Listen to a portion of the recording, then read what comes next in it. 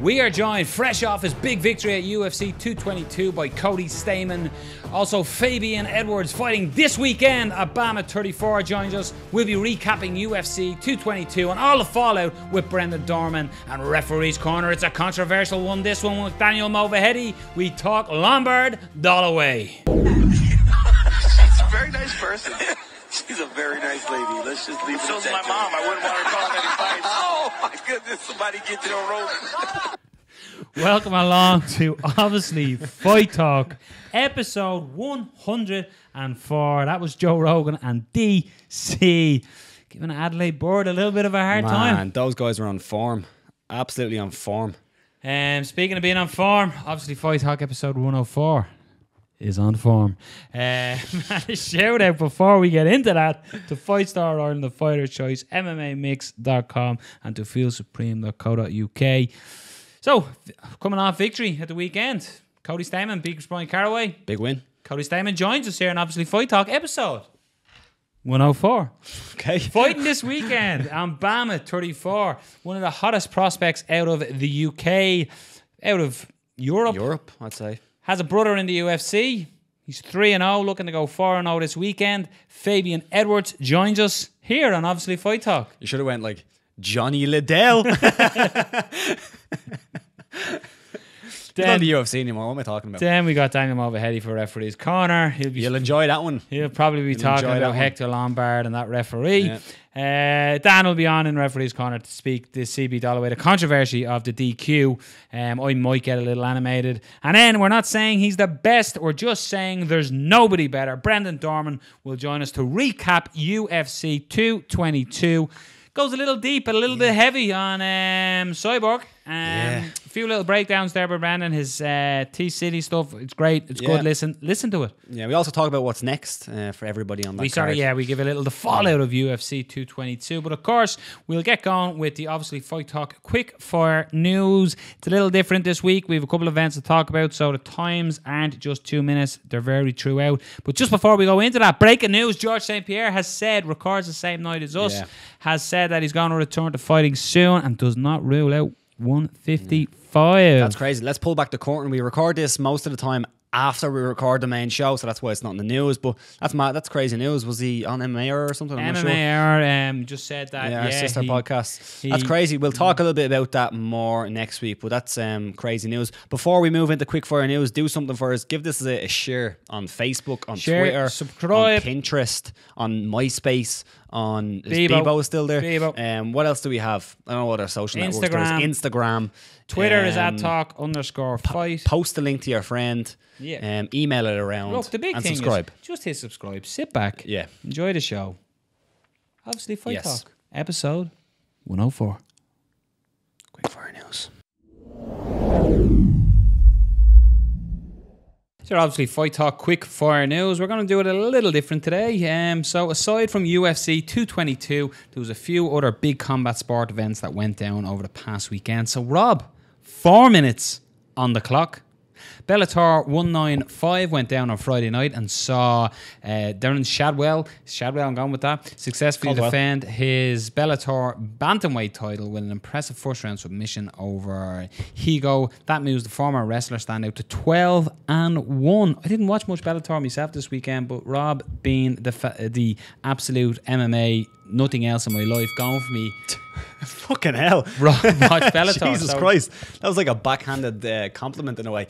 I did watch the fight. It was a great performance by Darian Caldwell. One thing that I found interesting, something that we can talk about because maybe a lot of people haven't seen it with all the other fights on, was he came out after the fight and said that he doesn't think he's going to get his respect outside of the UFC. He thinks that he's probably the best bantamweight in the world, or at least one of them, but he doesn't think he's going to get his respect. Do you see where he's coming from as a Bellator fighter, maybe not getting that respect with the UFC guys there? Again, I think this is something that it's the same with all promotions because you've got like, not true fighters are it's when you're signed with the UFC, it's the premier organization. Yeah.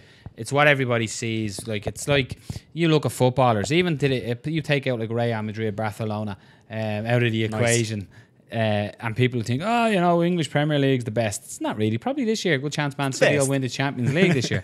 But that hurts me to say that. But in fighting, it's considered that the best fighters fight in the UFC, rightly or wrongly, because they're the most promoted, the biggest show. I think rightly and wrongly. Rightly and wrongly. Like, you could see when the UFC bought the likes of Strikeforce, and Strikeforce fighters went over. Strikeforce fighters done very well.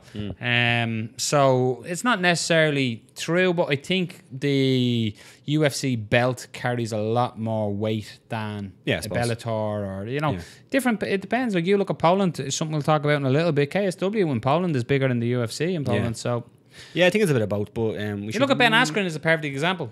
Yeah, exactly. People don't talk about Ben Askren. As Ben Askren was in the UFC and was the champion in the UFC, he would be considered one of the. But he'd be in the pound for pound at this stage. Yeah, on that card as well, Joe Warren got lost. I think it was a decision, as far as I know. But moving on.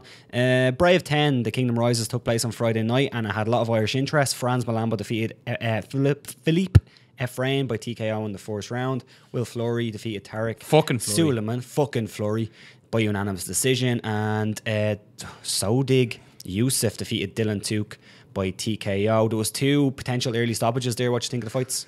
The word potentially, I think, doesn't need to be in that sentence. There was 2 early stoppages in Dylan Tuke and Franz Malambo. Franz Malambo got the benefit of the early stoppage. The referee stepped in as Ephraim was on his feet with his hands up. Now, don't get me wrong, Franz Malambo landed a beautiful strike, a beautiful clean strike to knock him on his ass. Yeah. But he got back up. He was still in the fight. Not to say Franz mightn't have went on and finished him. Not taken away from Franz Malambo. If a referee stops it, Franz Malambo has done his job. Franz looked fantastic in what we seen in the fight. Yeah. He looked absolutely. He's on point, and it really looks like Franz Malambo. When he was on with us, he talked about wanting to be relevant, and Franz is at the moment is on a bit of a tear up. He's starting to hit the winning streak, and he's looking fantastic doing it. Not his fault. The referee stepped in early. Would have liked to see it go a lot longer. Longer enough that the fight would have been, you could go, yeah, good stoppage. Sure, yeah. Dylan Tuke was on the opposite end of a referee stoppage. Dylan got caught backing up against the cage. There's no doubt Dylan got dropped. But when Dylan got dropped, he got in on a single and looked like he was working away in a single. You could say that Youssef had Dylan's neck sort of in a north-south position. But Dylan was working on a single, and when the referee stopped, I seem very grainy. It sounds like I'm watching something from the 70s, but the footage was very grainy. It was literally somebody filming a screen up from their phone. It was like when someone goes to the cinema and records the screen, you watch it at home. But by the way, it looked like the referee was stopping them to stand them up. Yeah. It was. I'm going to institute an extra 2 minutes because we're almost hit the 4 minutes and we have a few events left. Will Fleury looked fantastic. They say we can't wrestle over this side of the world. Somebody wants to tell Will Fleury that, because Will Fleury put on an absolute grappling masterclass against Tarek Suleiman. Yeah, great performance. Will was getting booed coming out of the cage. They were on Team Suleiman. Yeah, I don't think he's going to be upset about that because... Doesn't give a fuck, Will. Exactly. Give a fuck. And that's as the commentator said, if you look at Will Fleury's facial hair, I don't think he cares what people think about him. Yeah. He's definitely that guy. But yeah, great performance. But I don't think he cares if people boo. I know Will is talking about... He's getting a reaction. Yeah, Will, I know. Like, you look at what happened with EFC. Yeah. And now he's got the big win on Brave as well. And I know Will, talking to him, he was saying, now I'm going to start pushing my name forward for UFC Dublin. 4-0 might be a little early for Will Fleury, but you never know. He's the type of guy that he's on, I think that's an 11-fight win streak now with his amateur career as well. Could be more, I could be wrong there, Will, if I am. Apologies, don't kick me on Saturday when I see you. But yeah, Will Fleury looked fantastic. Franz Malambo looked fantastic, and you got a feel for Dylan Tuke. You just got back in the win column, and getting robbed of a decision like that is absolutely fucking shit. And Chris Fields, I think, said it correctly while watching Brave. He Facebook on the officiating at this Brave is absolutely fairly low standard. KSW 42 went down on Saturday as well before UFC 222, and in the main event, light heavyweight champion Thomas Narkon defeated middleweight champion Maham Khalidov in a non-title fight via triangle choke in the third round. Other notable wins include an impressive first round knockout by Scott Askren against Michal Martella, a successful title defense for that guy, a little bit of bite in it, Gamrot, and another successful defense for women's flyweight champion Anne Lipsky Lipski, and Lipski looked absolutely phenomenal. Yeah. Ben Askren, stunning, and talk about Ben Askren. Scott Askren. Scott, what did I say? Ben Askren on the mind. Scott Askren. Oh my God, talking about plugging the atmosphere out of KSW. Yeah. Boop. Hey Poland, you like fights? Yeah. Boom, silence. Yeah. Beautiful work by Askren. Yeah, and that was excellent performance, and that's his debut in KSW, isn't it, or is the second fight? Yeah, to get down, that was the debut. Yeah. Thomas Narkin, the size was hugely. You could see the size made a difference. Kaladov on top, and that triangle must have been tight because he tapped really, really quickly. And Gamrot, again, a good performance by Gamrot, and Ariane Lipski. I think Gamrot was just happy to be away from Norman Park. Yeah. Like all the controversy and all that went with it. Yeah. Switching sports, Rob. Switching sports. In boxing, while UFC 222 was taking place, Deontay Wilder, on the brink of defeat, finished fellow unbeaten Luis King Kong Ortiz to retain his WBC heavyweight title for the 7th time. And proclaimed himself to be the baddest man on the planet. Yeah, I think a certain Anthony Joshua will be disputing that. That's definitely the next fight that I'd like to see. Wilder by name, Wilder by nature. Man, that was such a good fight. If you haven't watched that fight, and I know a lot of people aren't boxing fans here. Oh shit. We're not starting again. I know a lot of people aren't boxing fans around these parts, but the heavyweight division in boxing, it's starting to come back into looking amazing. Yeah, that fight was good fights. Absolutely excellent. And name drop moment when we had George Foreman on the show, he said he'd love to see Wilder against Joshua. It has to be. It's there, you know, and it's certainly someone who I'd always listen to when they're talking about boxing is Martin Quinn here and Work Quinner. And Quinner was like, you know, Wilder beating Ortiz isn't. He was like, he's not fighting. He was picking Ortiz. He's like, it's not. He's not beating a can. You know what I mean? He's beating a legit heavyweight boxer. He's putting these. Came back against adversity as well. Like he was in fucking I'll tell you trouble. what, he's an absolute supreme athlete because in that it was skinny legs, but in those late rounds he really came on. He really came on those late rounds, and that's what won him the fight. He honestly was probably going to lose that fight if it didn't go his way in them last couple of rounds. It didn't take long for John Finch to be matched up in Bellator. Just one day after the promotion announced the signing of the ex-UFC title contender, it was announced he would fight Paul Daly at UFC 199 in San Jose, California on May 12th. That bout will serve as the card's co-main event. So, Daly, get me out of me contract, do all this, and now he's fighting John Finch.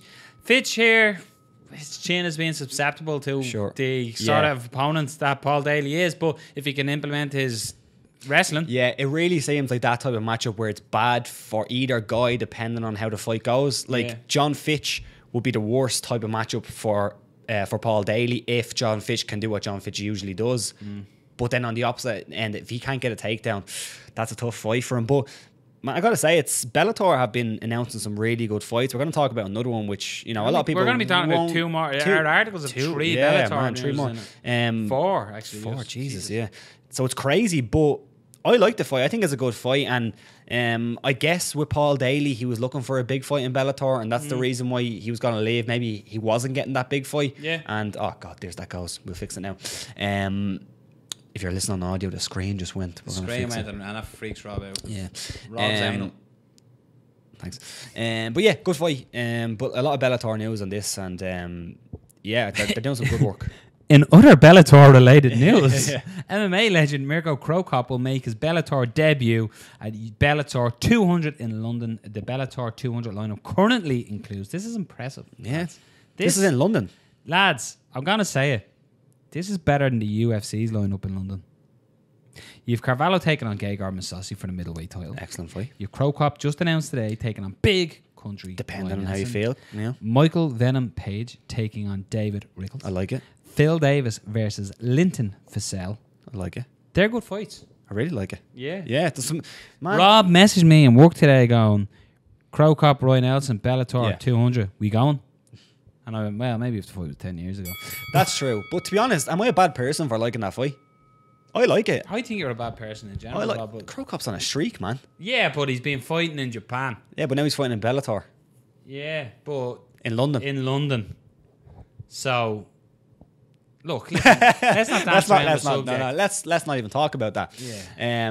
No, I think it's a perfect matchup for Bellator. Am I hugely interested in Cro Cop at this stage of his career? Not hugely. Am I hugely interested in Roy Nelson? not hugely, but be interesting to see what Roy Nelson fights here, though, because Roy has been reverting a lot to his wrestling. Yeah, and that's obviously the good tactic to go against Crow Cop. Yeah, I don't hate it. Phil Davis Linton was I'll tell you what. It's a great attraction fight for Bellator, and I think it's a great statement from Bellator to put that in London. I really do, because that's, like, to be honest, that's one of the bigger fights they could make for free TV. It really is. Like, if you put that on free TV, a lot of people are going to watch it. Put it on time delay TV. Time delay nobody now. will have to watch it. Nightmare. Vanderlei Silva versus Quinton Rampage Jackson 4 is in the works for a Bellator event in Brazil. This is from a Brazilian website. We call it GazetaDoPova.com. Very good. Vanderlei Quinton Silva 4. I don't know about that one. Yeah, I don't know about that one now. I don't know. Listen to the talk, the obviously fight talk. I know people are going to say, "Oh, well, you like the Crow Cop fight, so why don't you like the?" Yeah, Rob. It's not all the same. It's different, you know. It's not just one old guy versus another old guy. It's different. I don't know. It's a weird fight. I had no huge, like, when that fight happened in the UFC, when they had that match. I know they're 1-1 or 2-1. 2-1. 2-1. I know they're 2-1.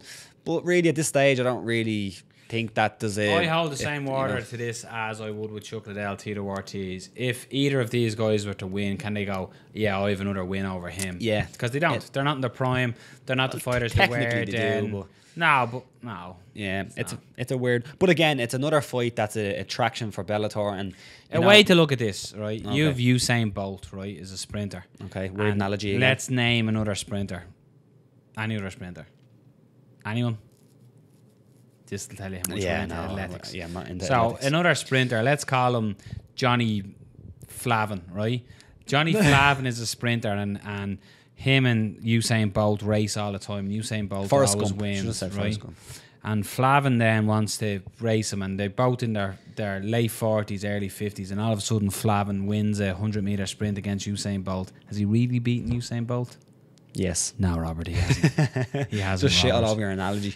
No. Yeah, it's a weird fight, but it's another one of them fights. It's a big attraction for Bellator. You know, they can only work with what they have. It's not the worst. It's not Chuck Liddell coming back, in my opinion. As in, like, I felt bad. Well, it's hard to sell as well. Vanderlei's coming off a loss to Chael Sonnen, and Quinton Jackson's coming off a loss to Chael Sonnen. So, yeah, that's it.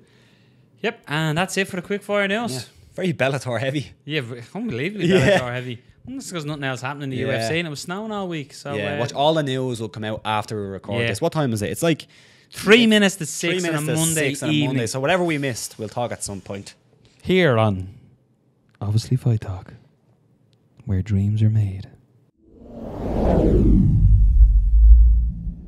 So welcome back to Obviously Fight Talk, and we are delighted to say we are now joined fresh off victory at the weekend at UFC 222. Cody Stamann is making his return to Obviously Fight Talk. So Cody, thanks a million for coming on to us here so short after the victory on Saturday night.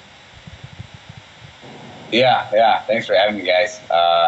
Crazy weekend, huh? Crazy. When you were on with us last time, Cody, you spoke that you wanted to fight Caraway. So listening to the interviews after it, you know, you got the fight you wanted, a ranked opponent as well. You seemed a little disappointed with your performance on Saturday night. Yeah, you know, I was. I just knew I had more. You know what I mean? I knew I won. You know, there's people right now that are saying that, you know, Caraway stole that fight in the last minute. And I've watched the fight 15 times now, and I'm pretty critical about myself. And, you know, I'm honest with myself, you know, whether... You know, I think I got the nod when I shouldn't have? Absolutely not. I won that fight. You know, I beat him up the first 4 minutes of that third round, and then, you know, he pretty much held me on the cage and was smacking me with the inside of his glove. You know, just trying to do something to kind of persuade the judges. And even when we were on the cage, I was hitting him with the harder shots. I knew that I won, but. With that being said, you know, I thought I was going to go out there and absolutely just rip his head off. You know what I mean? I thought it was going to be a whole different kind of performance. But, you know, after that first round, giving up that takedown and having Brian on top of me, man, I knew I had to fight extremely smart. I had to be distant. I had to fight. I couldn't kick. You know what I mean? Because I know if he got a hold of my leg and It took me down off a kick. You know, it was going to be bad. You know, he is really, really, really tough on top. You know, I pride myself on not, you know, being one of the guys that doesn't get held down. And, you know, when he was on top of me, I wasn't getting up. Yeah, interestingly, you said that even though it was a win, it was one of the worst feelings after. Like, you were more disappointed in that than any other loss. Do you still feel that way, or has it, since the fight, has it kind of got a little bit better, considering, you know, he was a ranked opponent? Yeah, you know, I'm feeling good about it now. You know what I mean? I already put it in the past. You know, I'm looking to move forward and get better and improve on, you know, what I did. And after I watched the fight, I was a little bit more, and I was a little happier with my performance than before I watched it. You know, after I watched it, I was like, you know what, this was, you know, considering the kind of opponent I had and how many times he shot on me. Because when you're in there, you don't really realize, you know, how many times. I think it was 22 times he shot on me for that fight. I mean, that's a lot. I mean, you're talking about, like, this guy is desperate to get the fight to the ground. You know, he knows that that's where he's going to have the biggest advantage. I mean, Brian is known for wrestle fucking people. You know what I mean? He did it to Aljamain Sterling, who, when he was ranked number 4. He did it to, you know what I mean? He's done it to a lot of guys. You know, I've only seen him beat a couple guys on his feet. You know, he's like, what, 6-2 in the UFC. He's been in the top 10 for years. You know what I mean? Like, the guy's a vet. He knows how to win fights. And, you know, so beating a guy like that, I think, you know, even maybe not having the greatest performance, I think says a lot about, you know, what kind of athlete I am or where I stand in the division. Watching the fight back, I'm sure you heard the commentary of Joe Rogan and Daniel Cormier. It was during your fight where Joe and Daniel went off on Adelaide Bird for her decision-making on certain fights. When you go to a decision and you hear Bruce Buffer say by split decision, what goes through your mind? And that does time freeze in that moment, or were you confident enough getting your hand raised? Yeah, I mean, I really felt like I won. You know, same thing with Duke and Law. I felt like in the Duke and Law fight, when they say split decision, I about grabbed my pants. I'm like, how? I know I won that fight. I mean, the Caraway fight was closer, but I also know that I won that fight. You know what I mean? Like, so I'm confident. However, I have lost a split decision.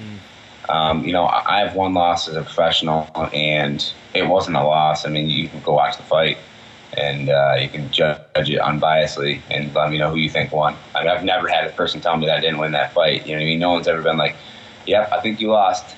So I know what it feels like to be on the bad end of the decision.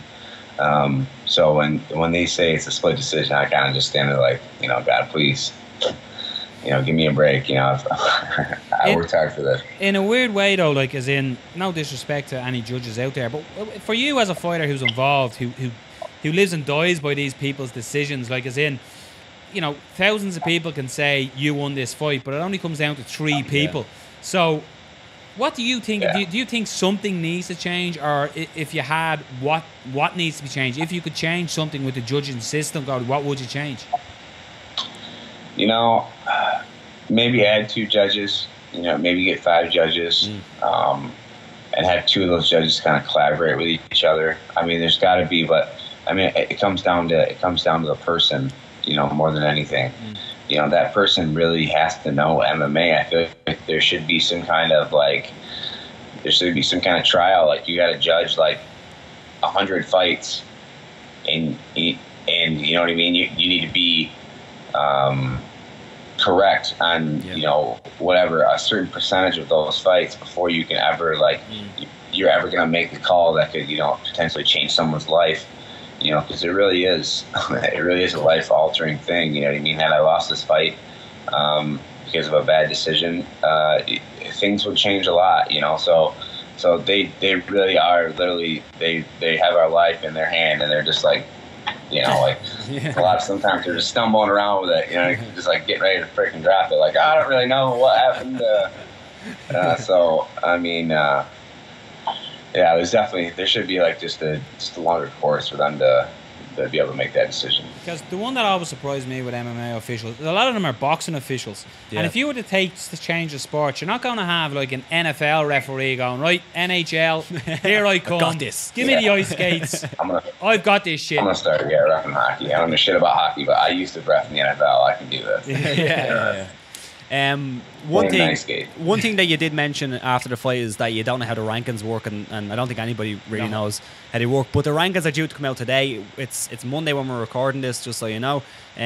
So what do you think? Where do you think you should fall? Bryan Caraway was ranked number 7. You were unranked. Do you think you should take that number 7 spot? Yes. Yeah. Absolutely. Yeah. You know, because who else is there? John Dodson. Who's number 9?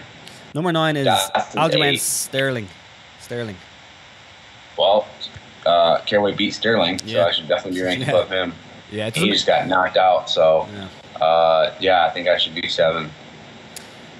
Is it crazy to think that these rankings do, in a way, they directly affect the fighter, but it seems like there's not really a system behind it. It's kind of just a couple of guys. I don't even know how they work. I don't know how anybody gets ranked, or you know what I mean? Like, what is it really about? Like, who is really pulling those strings? No one knows. Like, that's the thing. Like, you don't know. Like, everyone. I've been asked, you know, what am I going to be ranked? And I'm like, dude, you know, I have no idea. Yeah.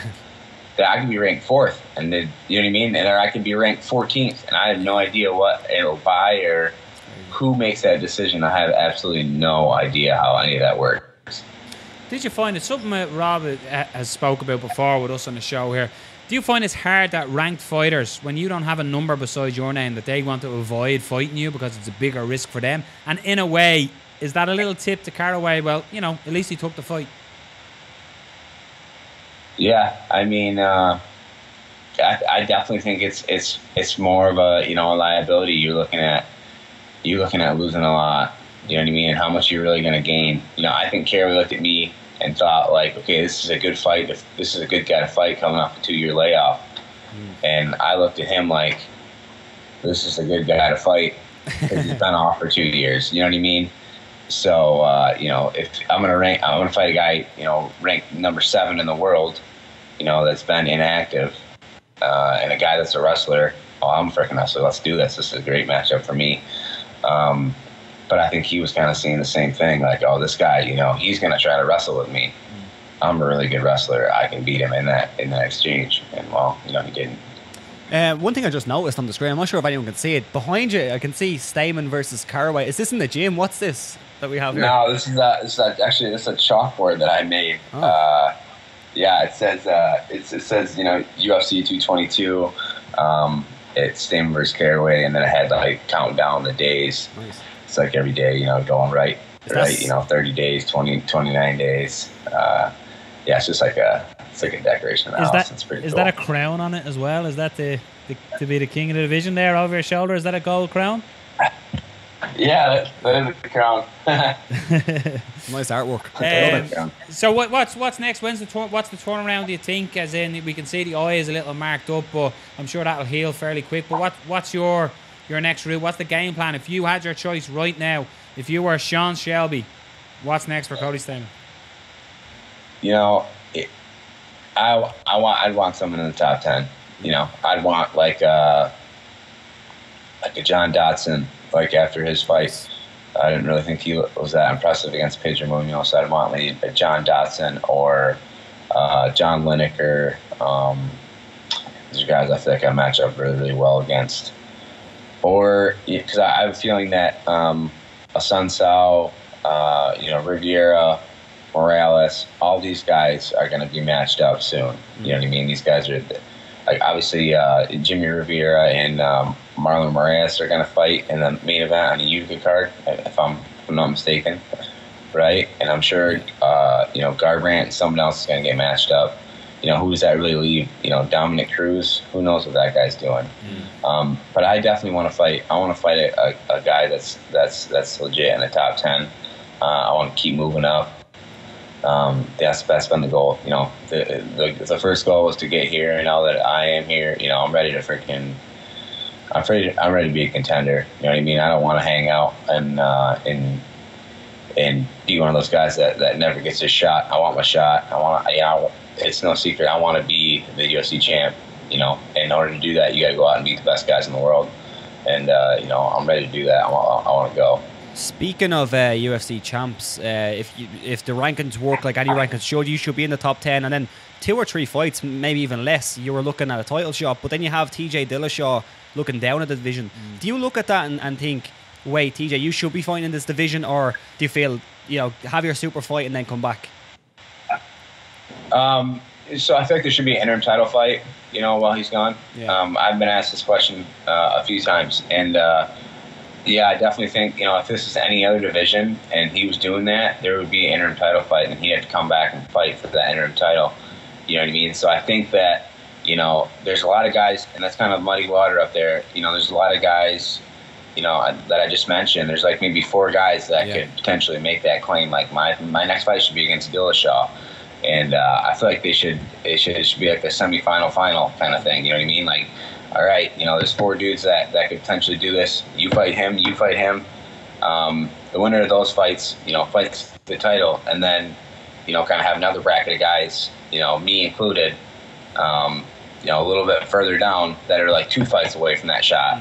You know what I mean? So, I mean, I think that a lot of times, you know, it doesn't always work out that way because guys get injured and there's all these things. You know, people complain. They're like, well, you know, the best guy doesn't always get the title shot. The best guy doesn't always get the title shot. I'm like, dude, there's so many things that, you know, on that affect, you know, where timing. You know what I mean? Are you healthy at the right time? You know, is this happening? Is this happening? Is this happening? You know, do you have the right amount of hype? I mean, there's a lot of things that have to happen for you to get that shot, and you know, the number one thing is that you got to go out and win, and you know, I always do that, so eventually I'll be there. Before we let you go, there's a lot of people talking about the card and the winners from the card, and there's a lot of young guys winning from the card. A lot of people are saying that this card really shows the young crop of fighters that are coming up. So you had wins from Brian Ortega, Sean O'Malley, of course yourself, Alex Hernandez. Do you feel that as well? Do you feel like there's a rise of the young guys coming up in the UFC now? Yeah, I definitely think that, you know, the prospects, the guys that were in the trenches for a long time are starting to get their shots against people that, you know, have names. You know what I mean? And you're seeing them win. You're seeing these guys like myself, you know, go out and beat ranked guys. You know what I mean? So I think that speaks to the level of MMA and where we're headed. You know, there's going to be a new crop of guys that are just absolute killers. And you're going to see a lot of the guys that, you know, are in their mid, late 30s kind of getting shoved out because, you know, the sport, the levels are going up, and you got to continue to get better. And, you know, not all these guys are doing that. I would say it's a pleasure speaking to you again, Cody. And again, we do appreciate you coming on so soon after the fight as well. You've beaten the hyped kid in Tom Duquesnoy. You've got Caraway, who got a lot of hype and push behind him. So hopefully the UFC start putting a lot of hype and push behind you as well. They have to. Well, you know, they have to now. They don't have a keep choice. beating everybody. They got it. That's right. But an absolute pleasure, and we'll talk to you again, my man, before your next fight if you're up for it. But we thank you today for coming on to us again. Of course, man. Cheers. Have a good day, guys. Thanks very much. Cheers. There you go, Cody Stamann. Victory over Bryan Caraway at the weekend. If Carl Doran was here, he would have just been high-fiving the camera constantly because he has a hate for Bryan Caraway. So he would be so happy in speaking to Cody Stamann. But excellent stuff, and pleasure talking to coming off a great victory. Yeah, let's move on. I think now that we're speaking to Cody Stamann, I think we should talk about the event itself, and Brendan Dorman will be joining us for that. Not saying he's the best, just saying there's nobody better. The D-man, Dorman. So welcome back to obviously Fight Talk, and if you're watching on YouTube, you can see. If you're listening on audio, sure, I'm about to tell you, we're not saying he's the best. We're just saying there's nobody better, and almost like a bad movie, he's back because there's been so many issues and he hasn't been here. But Brendan Dorman, you're back. Hello, all. All. Hello, Brendan. It's been a long time, man. It's been a long time. Yeah, it has. It's been a couple of weeks. Yeah, let's get the shit rolling. Weird. People are starting to not ask about you anymore because like, yeah, Brendan obviously went on to bigger and better things. Yeah. You know? Yeah, At first right. we're like, where's Dorman? Where's Dorman? Now we don't even hear it. So we're like, yeah, he's... I opened my mouth too much for that. That's the whole point of the podcast. So. Exactly. Free speech. All good. Okay. Good. UFC 222 went down this weekend, gentlemen. It was a big weekend for the promotion, as in a lot of the younger, bright stars had some excellent performances, so it was really good for the UFC. But let's start at the top, where we asked, was Yana Kunitskaya a lamb to the slaughter? Rob tried to argue the point no. The evidence on Saturday night pointed yes. Do we agree? Did I argue that? Yeah. Question I have, and it's a weird question in a way, and Rob brought it up, and I'm robbing his question. Okay. Has the excitement of watching Cyborg gone because she doesn't have an equal opponent? Is it just, oh, well, here's just some girl that's being put in to the pit to be destroyed by the monster, you know what I mean? Shark pit? Shark pit. But that's the legitimate question. Is some of Cyborg's power, as in attraction of watching her fight? Because I talked to a couple of people today, and they said they actually didn't even watch the fight because they were like, what's the point? She's just going to destroy this girl. It's not going to be competitive. Or are we still blown away with just how good she is? I realized when I was watching that fight, I tweeted out, I don't know if you guys saw, but I wasn't kidding when I said, did I just hear panic? And then I put literally. At the end of the fight, I swear one of the cameras caught the other girl, I can't pronounce her name, Kunitskaya. like panicking. Like there was a rabid Rottweiler pit bull in the house. Like I could hear it, or I could see it at the very least. She was like panting, you know? Yeah. And that got me kind of thinking, and I'm watching them move and fight, and I'm like, she's a woman. And I don't want to offend anybody, but it's just, Cyborg is so ferocious.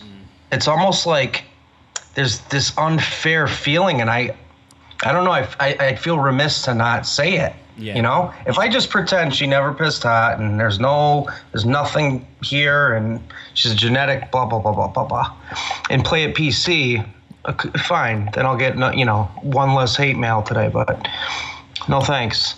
Something about it feels off, and I know it's kind of like a separate point, but I think you gotta start at that base level, and I think that might be part of it, because I know even when women's MMA first kind of started, like. It was tough for me. I remember having this conversation, one of the best conversations I ever had with GSP. This was way back about it. And we were both saying how it's hard to watch women get hit.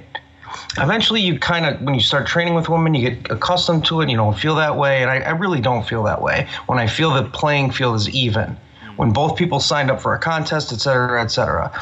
But man, it's like, it's not like the transgender issue, but it's sensitive as such, and I think that might be kind of what turns guys away, and maybe women too. I can't speak for them though. You know, it's almost like watching a guy fight a girl. And that, I'm not calling, I like her. She's very sweet, and it's not, I don't mean it like that. It's just what I see. You know, if they were silhouettes and I watch them move, you know, that's what I'd be seeing. So now to pretend that I don't see it is disingenuous, you know? Yeah, does that make sense? I get what you mean. I think for me, it's more so of the fact that she's not fighting 145 pounders. The only possible 145 pounder she fought was Holly Holm, who maybe had some kind of physical attributes to deal with that. But I think, you know, fighting girls who clearly are more suited to that lower weight class is a problem. And I also think the fact that you don't have these girls fighting in the UFC beforehand, they're just being brought in, given the Cyborg, and then they kind of go and drop down in weight. I think if they fought at 145 pounds against each other, against other people in the UFC, maybe you'd be able to promote it and say, okay, this is somebody who has a win in the UFC. They're competitive against other ranked, I suppose, opponents in the UFC. But it's more so of these fought in Invicta. They're good fighters, but they're not even 145 pounders, and they're coming straight and getting a title shot. I think that's where one of the big problems lies for me. Best tweet I seen about this was somebody was like, this is like a gang initiation where you have to come in and get the shit beat out of you by Cyborg, and then you're allowed to fight other girls in and around your weight class. I seen that tweet. I thought that was quite funny.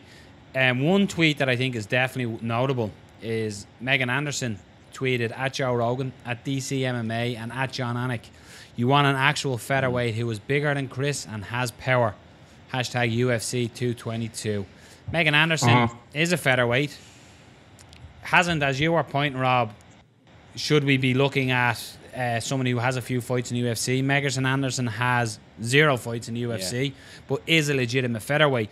But I can appreciate what you were saying, Brendan. I'll be honest, my brother said it to me in a lot cruder of a way. And I was like, fucking hell, Mark, you can't say that.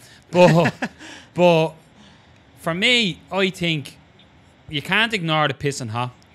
I think to be fair though to her, she hasn't. Yeah, she hasn't. In the UFC what you said. So to be fair, So right, but here's the. Let me interject real quick. I just want to say this: when it comes to women and testosterone, it can and HGH and things like that. It'll change bone structure, and then it becomes permanent. Yeah, of course. So maybe you could piss clean. Look at her profile from the back. You can see like lateralis muscles. And she's insanely it's beyond muscular. CrossFit because she's lean. She's a super athlete on top of it with skill.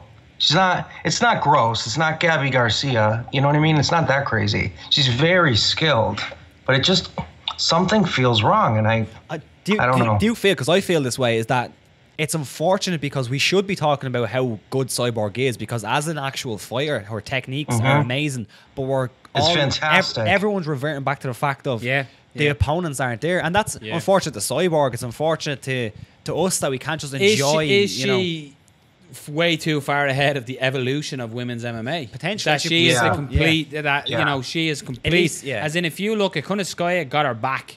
In this fight, but when you looked at it, something I said in the breakdown of this, we broke it down. Did you see her face when she was on her back? She was like, styled maybe. Yeah, she was so unconcerned. Yeah. But the big thing that stood out for me, Brendan, was, and it's an analogy I used today at lunch, and I'm like, fuck it, I'm using that later, was Kunitskaya was throwing punches, but Cyborg was throwing Thor's hammers at her. Like that's what the difference was. Like she was throwing absolute but it's heat. Not even wild. No, it's clean. Every shot hurt. Every shot, and then the ground and pound, the ferociousness of the ground and pound. Yeah, she went to Hulk smash. Oh my at one point. God, it was insane, and like it was a complete whitewash in that sense, and it was a stunning performance. It's a little sad that this is what we talk about, but I think it'd be unfair if you didn't talk about this because I think it's legitimate points. Yeah. But we should move on because we don't have a huge amount of time. But quick one. Okay. Is Amanda Nunes next, and is that a competitive fight? I gotta see them next to each other. Yeah. You know, skill wise, it could be. Yeah, I think so. Because Amanda's got power. Does she have? Cyborg's head might be double the size of Amanda's. I mean, Amanda's still like, I don't know. I hate saying built like a woman. I want to avoid all that. But skill wise, it could be interesting. But I think the size differential might be insane. Because I bet Cyborg walks into the ring at 158 maybe. You know, after her weight cut, maybe 160. Yeah. I don't know, but I'm guessing. Do you know what? That for me shows as well? Just how good and how tough Holly Holm is. Yeah. Mm-hmm. Yeah. Crazy. But also resilient, man. Yeah. But also speaking of Holly Holm, looking at that one, like Amanda Nunes and Holly Holm, they both fought at 135. Obviously, both champions there. Is Amanda Nunes that much better skill-wise and physically to deal with Cyborg? We could see Holly Holm wasn't. My concerns with Amanda Nunes in this fight would be her gas tank. Yeah, she's that's where, and the fact that Cyborg doesn't have it, no issues. Yeah. She is free rolling. She is just it's all there. Size is a big thing, but as well, Cyborg I can imagine will be aggressive and patient, and that'll completely deplete. She does get hit. She gets hit, but I have fun. I don't know. Like you look at her, she hits really hard, and it'd be an upset. I mean, it's going to be like -6. You know. Who did Cyborg? Who was the world Muay Thai champion? Cyborg had a fight with, and she beat Cyborg and it was in a Thai fight though. So it was competitive, but it was competitive. But she hit Cyborg with serious shots. And Cyborg got through it. So bars, I don't see bars. Bars. I don't see Amanda Nunes landing anything clean that would put Cyborg down and out. I'd like to see Megan Anderson like training or hold pads for her or something. I want to see what kind of skills she has. Yeah, you know? I personally think it's too early. It's either going to take a grappler or someone that's actually that size. You know. Yeah. I just think it's too early. But she has good grappling too, so that doesn't. Yeah. I'd like to see Megan Anderson sign for the UFC. Have a few fights in the UFC because like there's no fights going on for that. I know, but that whole octagon jitters, I firmly believe that's true. And if your Octagon jitters is to fight Cyborg Yeah, for a it's world title, triple, it's yeah. fucking, it's unfair. Yeah. Let me The get best in. female fighter that's ever walked the planet. It's also I think it's also unfair, not to the fans, but I think it's also unfair to themselves for the UFC. If they're going to bring Megan Anderson in and say potentially this could be a challenge for Cyborg, putting her in there immediately on her debut against Cyborg is just you're just promotional malpractice, as Luke Thomas would say. Co-main event, and Brendan, I compliment you on Facebook, but your Brian Ortega breakdown was absolutely phenomenal. I thoroughly enjoyed it. Thank you, brother. It's quite funny where people think of Ortega as this one-dimensional fighter, you know, take you down and submit you. He's a BJJ guy. Yeah, I didn't even. The first half, I didn't even touch that. Yeah. It's like, no. The mad thing is, he's never been that guy. No. Like, if you watch his fights, like he's never been the guy who he's just gonna shoot for a takedown. He's never been that guy. He's not Damian Maia. Not at all. What did we think of the opening round, though? Because I know what my opinion was watching it. For me, he was sort of letting Frankie go a little bit and having a look at him, and he was just assessing. And if you look at how Frankie was fighting in sports. He was getting in and getting out, and he was doing it. And I think Ortega got a read in it, and that's where that elbow came in. He knew Frankie was coming in to close the range, landed pitter-patter and out, and Ortega just timed it beautifully. But sure, what would I know? Brendan, what did you think of it? Is that, would you agree in a way that he timed the elbow, that he picked the movements up in that sense? Yeah, I bet he worked on it, in camp, because it was too perfect, and the timing was incredible. Also the uppercut, but I'll get there. So when it started, I have a lot of things like I kind of can't really say, because Frankie's camp are all my people, and I love them and I respect them. I don't think his game plan was wrong per se. It just seemed like, I don't know. It's really tough to say. You know how we've talked about wrestling and jiu-jitsu, guys, if that's your core, and then you try to become a striker, right? And sometimes that's easier for a jiu-jitsu cat because he tends to be a little relaxed. Yeah. And in T-City's case, or Ortega's case, you saw that in spades, and he was standing tall. Now, did he not look like 4 weight classes bigger? He did. I mean, it looked goofy. Like, he's huge. I'd be patient too if I outweighed somebody by that much. So, you know what I mean? When skills are about the same. So, you know what I mean? Same stage anyway. Yeah. So he was very calm. He felt like, it looked like he wasn't threatened. And what I started thinking, even though Frankie's movement was great, he was timing a right hand over the jab of Ortega, great footwork, and he was shuffling his feet. He was doing some new things with his feet, because Frankie's really good at getting his feet to target, then striking, then getting his feet to get out, right? Yeah. That's what he does well. He's always done that well. That's kind of a boxing savvy kind of way to approach it, right? But I realized he's really not going to go for takedowns, right? After that guillotine especially, attempt anyway. Yeah, and that spooked him. Can he knock this guy out? So I started going 5 rounds of that kind of movement while this guy's just stalking you down, popping you with a couple of jabs, calm as can be.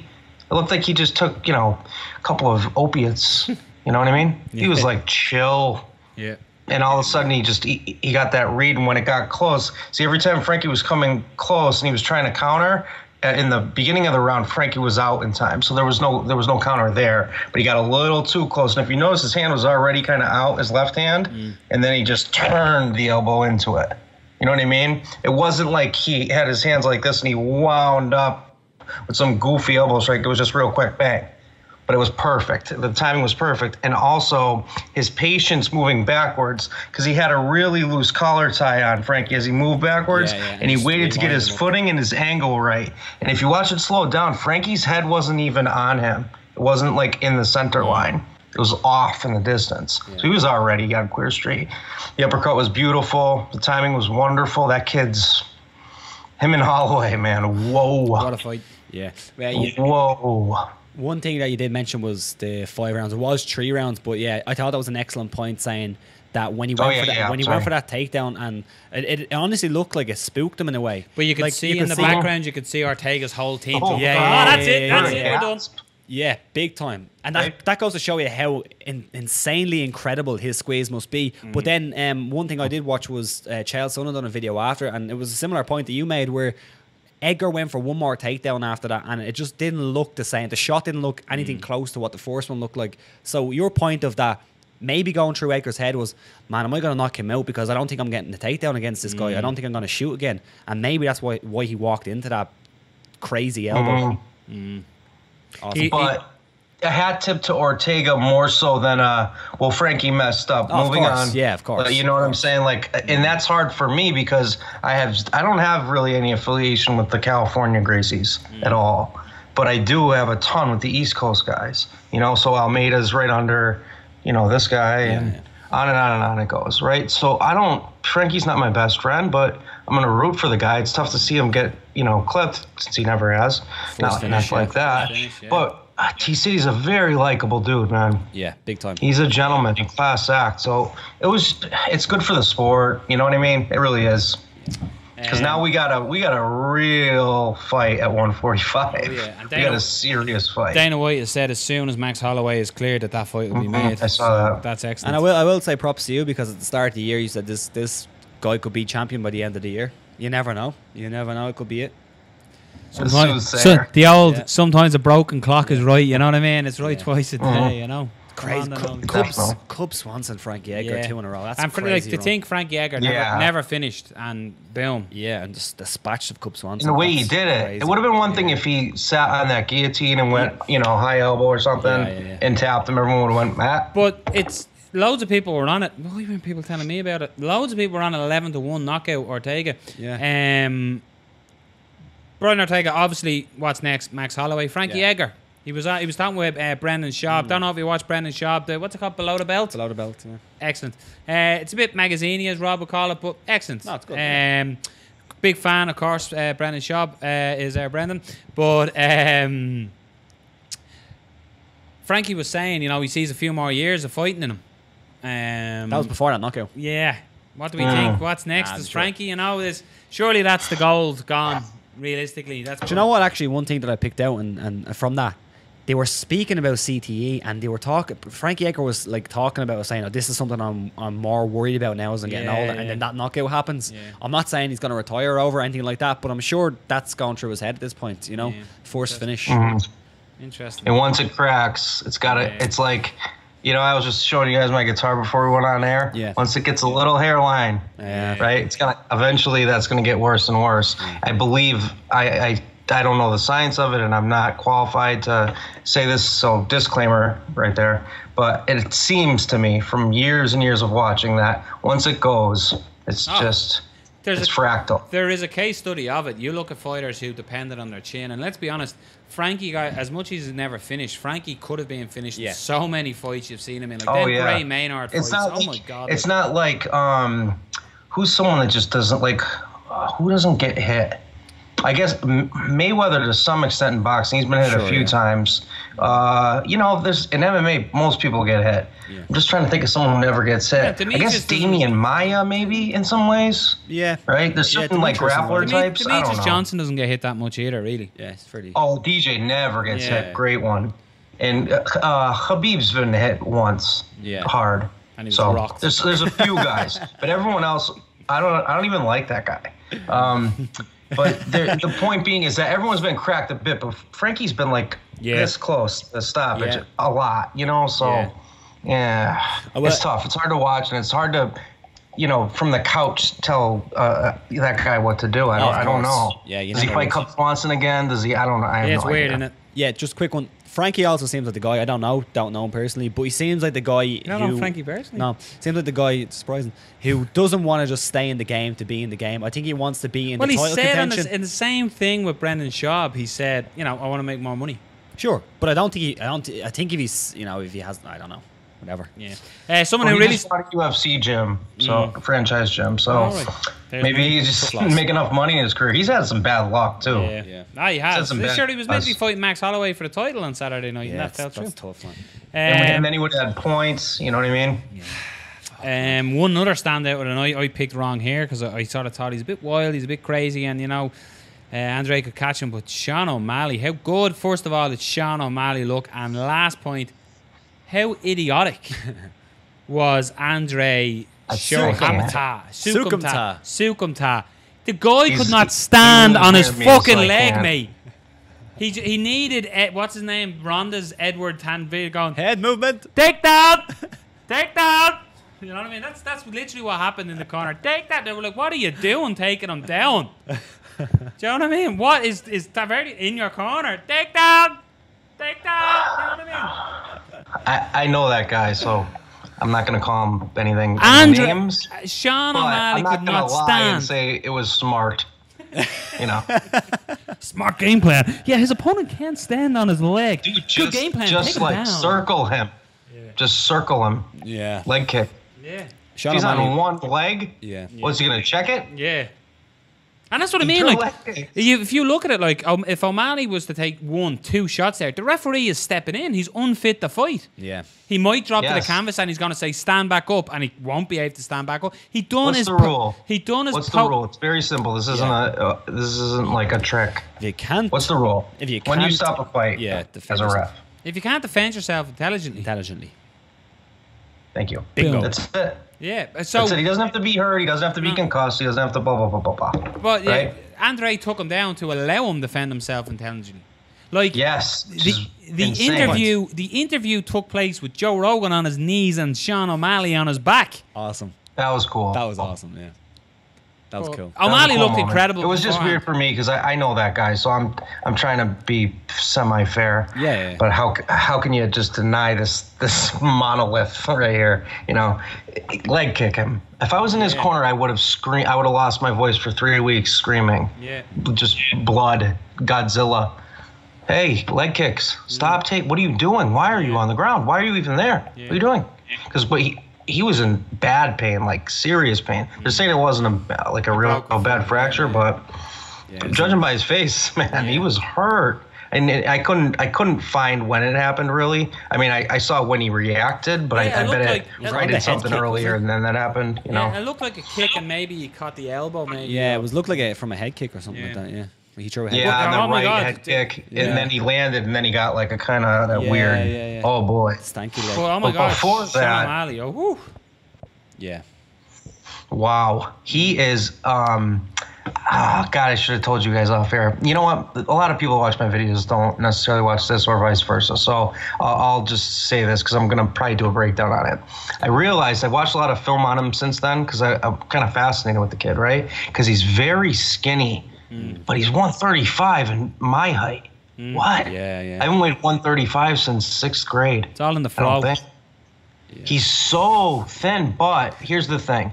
Most times when we think of explosive athletes and knockout guys, et cetera, you kind of think of like a Woodley, right? Or like, Sure, yeah.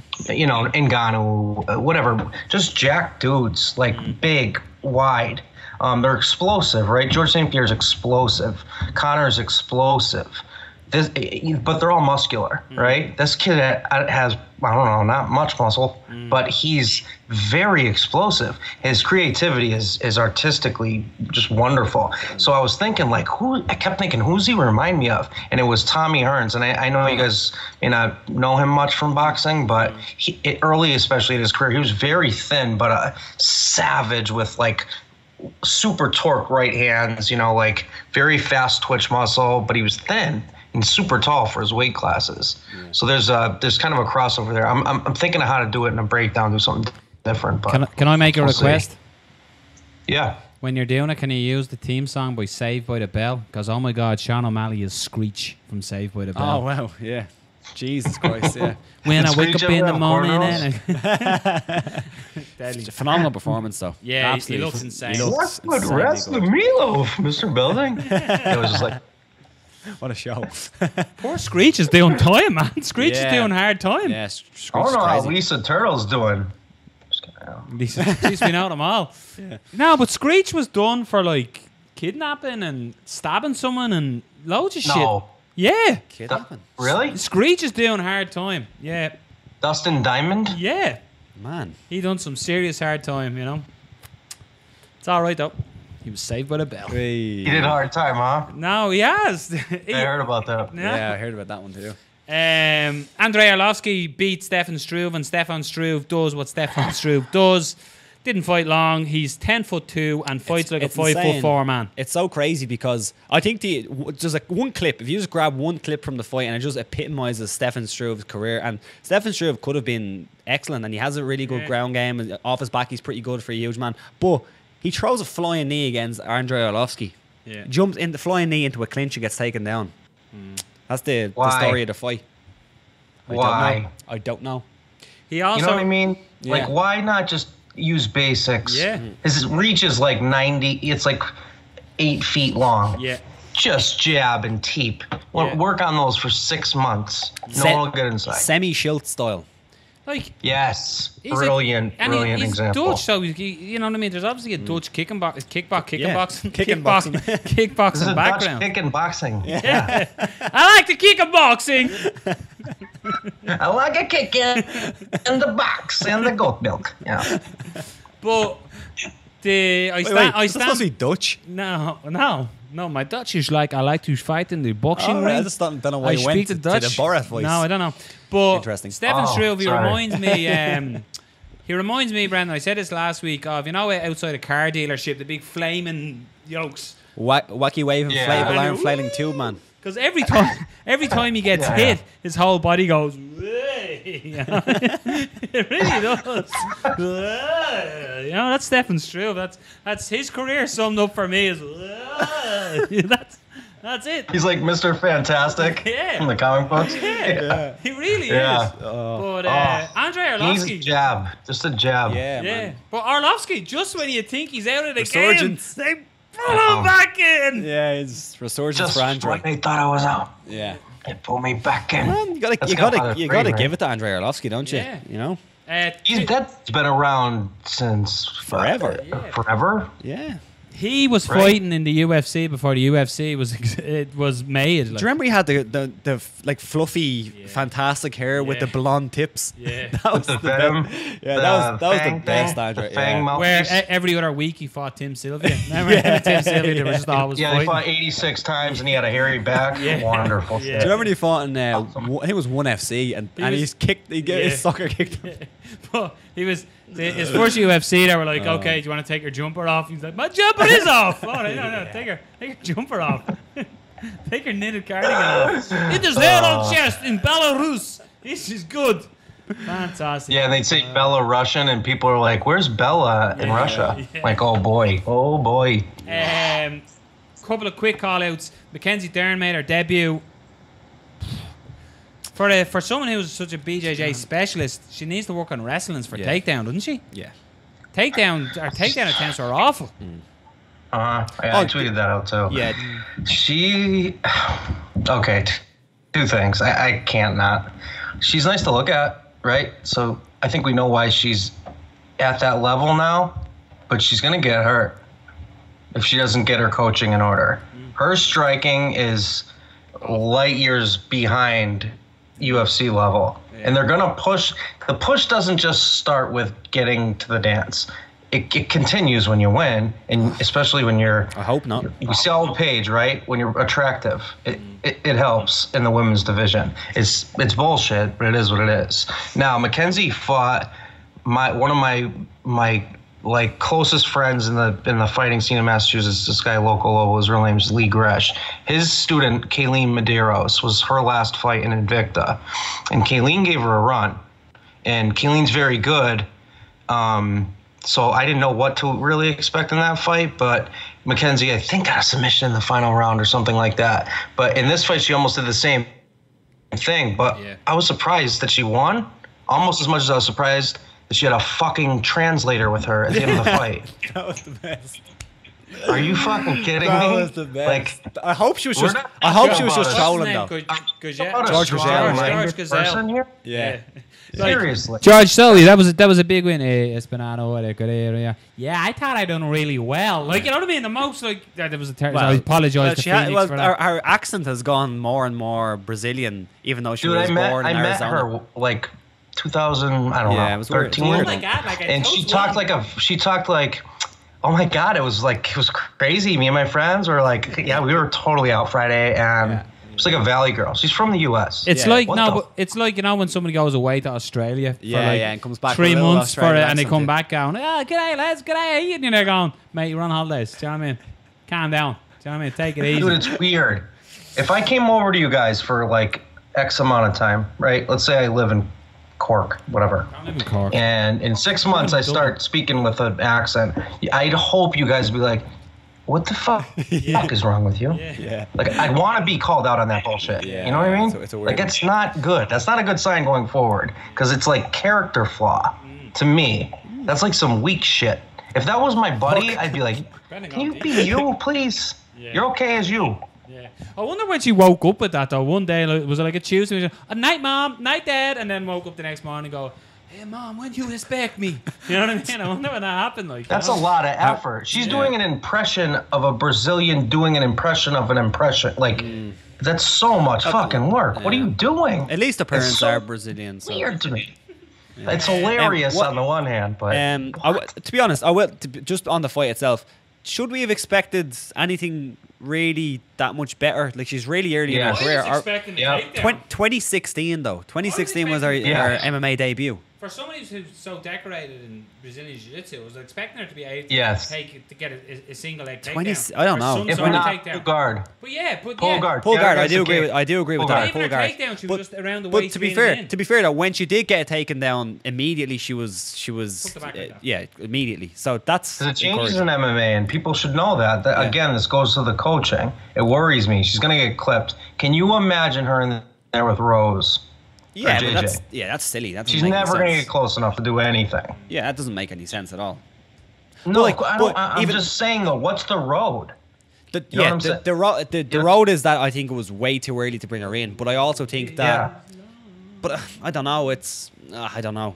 I hope they just give her somebody who's exactly at the same level. Like, really, if you put her in there against anybody, is she going to sell that many tickets? She's going to sell tickets against her. The people who are watching Mackenzie Dern will watch Mackenzie Dern fight anybody pretty much at this point. I just started laughing. Of course. I just started laughing, and Rob was like, "What the fuck's not laughing at?" It's just because I'm just picturing Joe Rogan asking the question, and then looking at George Costello. Sorry, that's why I was laughing. Anyway. Let's pick out a few fights. It's like me pretending not to understand you guys right now. Yeah. Like what? I don't get it. Yeah. Sorry. Hey, I got a point that just popped in my head. Remember what I said about Cyborg earlier? Yeah. Mackenzie Dern is the exact opposite of that. Yeah. Like, if Cyborg is too far one way, Mackenzie Dern is too far. Do you understand what I'm saying without saying it? Yeah. Okay, I'll leave it at that. No, I don't understand. Can you clear it up for me? Fuck you. Moving on. Alexander Hernandez, what a debut at 155. Takes a short notice fight against Beneil Dariush and gets it done in 42 seconds of round one. A lot of people were giving out about the touch glove. Oh, I didn't think he was reaching. I genuinely, now I know it's been on the internet since, but I thought he was just coming out with a long range fight in hand. And Beneil Dariush read it wrong and he's finishing. But oh my God, what a finish. I wasn't looking at the screen for the glove touch, so was it cheap? Did it look cheap? It did look a little bit cheap. People reacted, commentary reacted to it, everybody going, but I didn't think, I thought he came, he came out and sort of reached his range out like that, and they're using, and then he teeped him, didn't he? Front teep, didn't he? He done a teep, Rob. What, sorry? Done a teep. Yes, teep kick, yeah. Teeped, and then he knocked him out. But stunning finish, and what a way to announce yourself. I saw the in between. There was a little more there. No. Touch gloves, knocked him out. Yeah. No, he moved around. The kid looked awesome. His footwork's incredible. Yeah. And he's jacked. That kid's really good. Oh yeah, he's very fast. Yeah. His angles were magical. That step and elbow was beautiful. No tell on it at all. That kid came out of nowhere. And Dariush is like, he's a kind of like what is he? 7, 8, 9? You know. He's top 10 guy, I think. Ranked number 12. He's a little awkward, but he's beaten like Michael Johnson. He's beaten a couple good fighters. Yeah. You know? Yeah. He's ranked number 12 at the moment. That kid knocked him the fuck out. Yeah. Like he flatlined him. Yeah. Insane. That was his movement was like, you know, it reminded me of like a larger Dodson. The way he was like, he was angling in and out, but like crisper in a way. But just the way he was moving, because he's kind of compact and jacked, you know? Speaking of Johnson, what do you think of Dodson? Speaking of Dodson, Moonhouse, Dodson gets the nod. I think he's maybe a sociopath. I don't. Anyone that smiles that much is just a weirdo to me. But I don't know what's left for him. Dodson. 125, he's lost twice to DJ. 135, is he really at the level of like a TJ and Cody at this point? I don't know. He's in. He gets hit a lot. Joe, it feels like he's almost in the Rich Franklin territory after he lost Anderson Silva for the second time. It's kind of like where do you go? Purgatory. You're not gonna UFC compete. purgatory. Yeah, it's a weird one. It's unfortunate because Dodson's a great fighter. He's just not He's as very good talented, as yeah. but It seems like that took a lot out of him as well. I feel like when he lost to DJ, I feel like he really thought that was his division. He was going to take that over, and when he didn't, I feel like he hasn't really fought the same since. If it wasn't for DJ, who knows, right? Yeah, it's one of those. Who knows? Special call out. Those two, Benavidez has the same issue, you know. And I just worry about fighters that are fighting to fight rather than with an actual goal, you know. Yeah, Benavidez is a bad one. Before we look at any other things, or we wrap up, a special shout out to Joe Rogan and Daniel Cormier in the broadcast. Yeah, on point. Which part? Mrs. All Bird of it? got a little bit of the Tweety. Yeah. Yeah. Is that what you're talking about? Yeah. Why are we talking in code about her? I don't know, because I just thought it was hilarious. Yeah, she's a good friend of my mother's. No, it was fantastic. Just the way it was done was phenomenal. Those two have phenomenal chemistry. Yeah, absolutely. Yeah. They're like, do you know what it is? It's just two mates belly calling fights. like on air on a pay-per-view is amazing. A lot of people don't like that. I love it. I love it. But a lot of people don't like it because it does feel kind of unprofessional. But I don't get. I like it. Fuck a lot of people. Yeah. Okay. Yeah, they're fucking human. We're watching like the most primal human sport ever. Let them be human when they call it. Yeah. Jesus. I thought it was. I love where he said, "Yes, you're driving around on a Ferrari now." Yeah. That was so fucking hilarious. Joe Rogan was on point. He goes. Just see when he went into the cage. That was amazing. Yeah. And DC was like, "Shut up, Rogan! Don't do it again." Somebody get Joe Rogan. Yeah. Oh man, that one was magical. I was Rogan a sociopath laughing, you know. Did you see at the end when they were rapping? You know the way they rap, and it just shows them all sat at the commentary desk. And DC was saying he's not on duty for Rose and Joanna again. And he's there going, "Don't worry, Joe Rogan, I'll be here. I'll just run up and shout, Doug Rose. So it's all set for that. But I have to say, I absolutely love Daniel Cormier and Joe Rogan together. And I'm going to say it, Anik is great at setting them up. Anik's a very good play-by-play. Yeah, very good. He stopped ironing his jeans. It's all good. I like Anik. He works with a guy that's a piece of shit, but I like him. He's very good.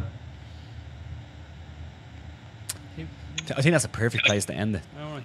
Brendan, it's an absolute pleasure talking fights with you, because you know your fight I make friends here. This is what I do. I make friends. You literally come on just to get us blacklisted from everyone. I know, yeah. No, it's an absolute pleasure as always talking to you. And again, props on the T-City, because I was watching it and I consider myself a fan of T-City. I've been watching them, and like I said, I think this is the one guy who's really going to challenge and possibly beat Max Holloway in the division.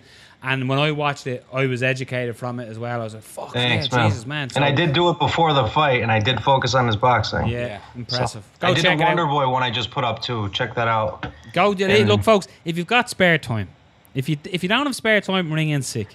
Go onto YouTube, type in Brendan Dorman, sit back, watch, get educated. It is the best breakdowns on the internet. Fact. Brendan, pleasure talking to you again this week. Making my head even bigger. Thank you, guys. Much love. See you next week. Talk to you later, Cheers, brother. man. Bye-bye. Later. There he is. Brendan Dorman. Breaking it down as Brendan Dorman does, creating enemies. Goes silent when he talks about certain people. Yeah. Not Brendan's shop. Big fan of Brendan's shop. Yeah, like I said, go check out Brendan Dorman. Stick it in on YouTube. And honestly, look at his breakdowns. They are absolutely phenomenal. And you will learn a thing or two. So, Rob, let's move her on. We're going to Fabian Edwards. So welcome along to, obviously, Fight Talk.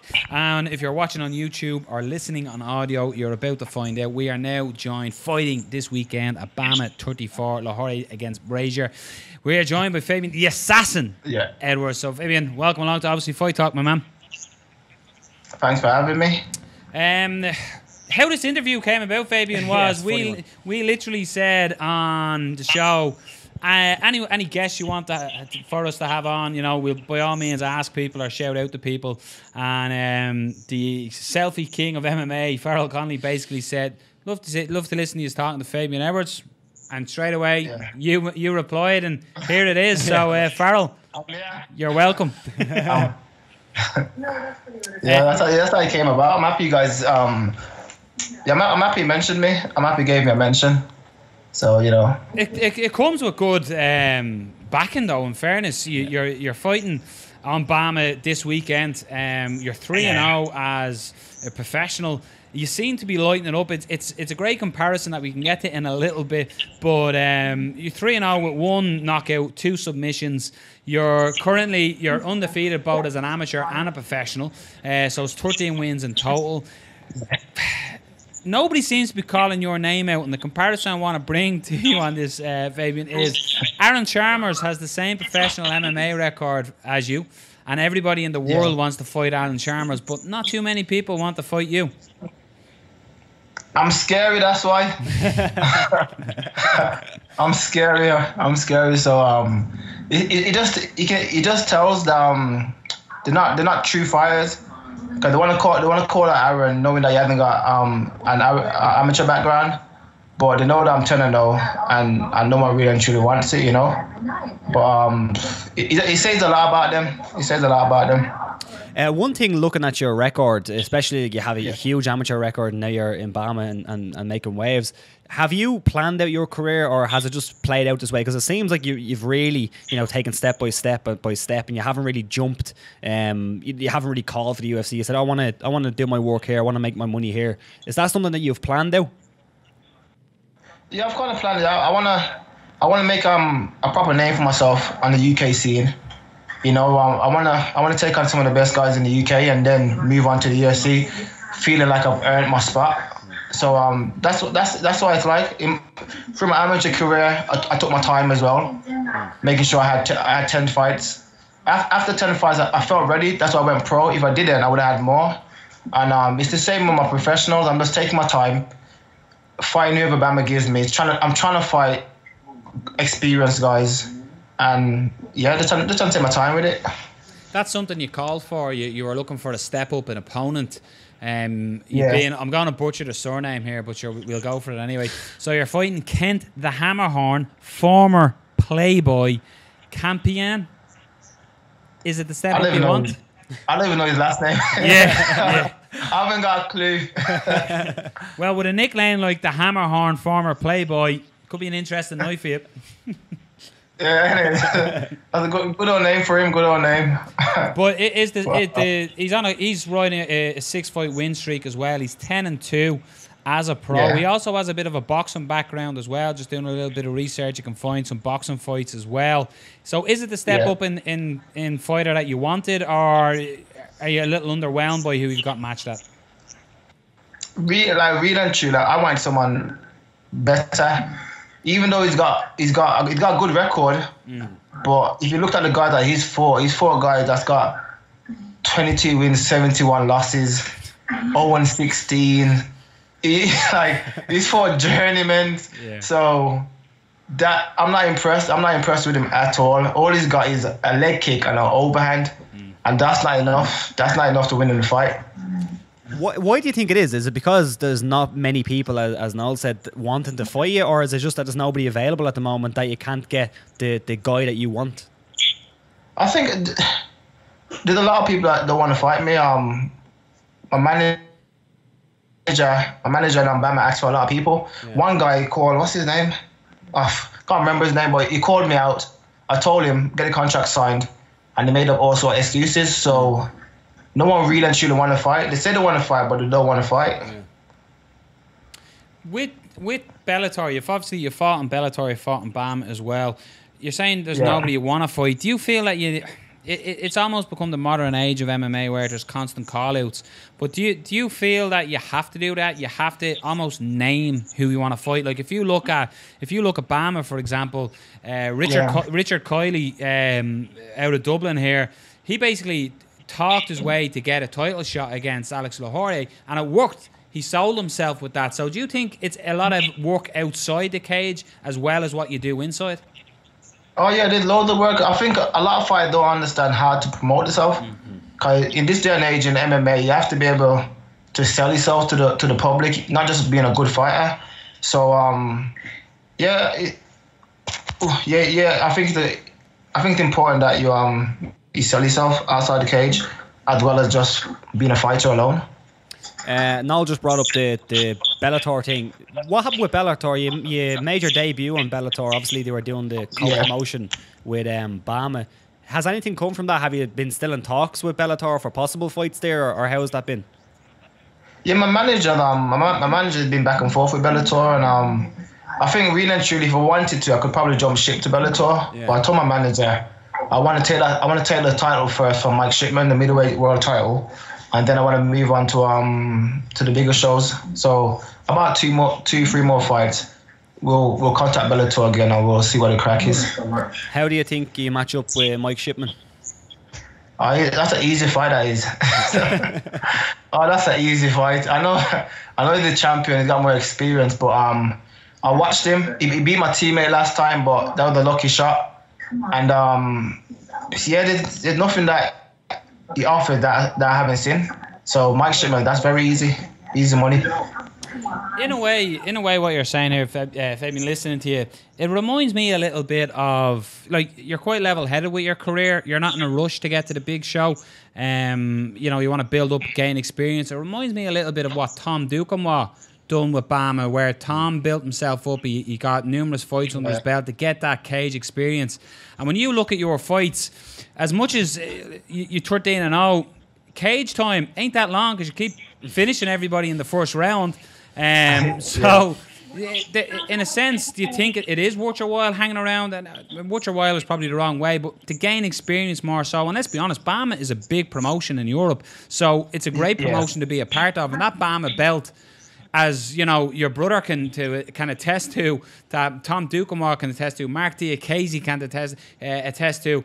That belt is almost like your passport to the UFC. So many BAMMA champions have then gone on to the UFC. So, is that people in the background that are advising you, or the people that surround you advising you with your career, or is that solely your mind frame to get the experience before going to the big show? I think it is my mind frame. I wanna be able to test myself, and my teammates have told me I might not get anyone to test me, but I'm gonna try ask for the experienced guys and hopefully test myself before I get to the big show. So that's why when I get to the UFC, I want to feel like I'm ready to be here. I've earned my spot, not just go in there rushing and then, you know, like making mistakes. Can we push you for a prediction on Saturday or Friday? Friday. I've already told everyone first round KO. I've had 2 submissions in my last 2 fights, and everyone's forgotten that I've knocked out like 10 people, or I don't know, 12, but 11 people. I don't know how many people I've knocked out. So I'm going back to that, back to striking, and just showing him that he's not a level. I don't know if I don't know if you'd agree with me here, but like, I know a lot of people are talking about that submission and people saying, oh, look, he shot for a takedown straight away. But for me, I don't know if you want to describe yourself as this, but I think the way you fight is just intelligent. Is that something that you would pride yourself on, being an intelligent fighter? Yeah, I'm a smart. Why would I feel the need to stand in the pocket and throw heavy shots? You know, like, I'm a handsome lad. I don't want to ruin my face. So yeah, I still need to remain handsome. So I saw the takedown. I didn't rush at him. I didn't run and try to take him down. He came in with heavy shots. I timed it and I took him down. So it's not my fault that he can't wrestle. So people are saying, his commentators like, I done a smart thing. It wasn't smart. He gave it to me, so I took it. That's one thing that was actually I found quite funny just watching back a couple of your fights, was they were building you and King as this is going to be an incredible stand-up war, and then it's like a beautifully timed change of levels, takedown and tap out. Like, you may as well oversold that stand-up, lads. But like that shows a smart fighter. You know, you don't get paid by the rounds, you don't get paid for taking shots or being in brawls. If you get in there, it's going to prolong your career as well. What I liked about just what you said as you were talking about getting experience, you said just with absolute no uncertainty when I get to the UFC.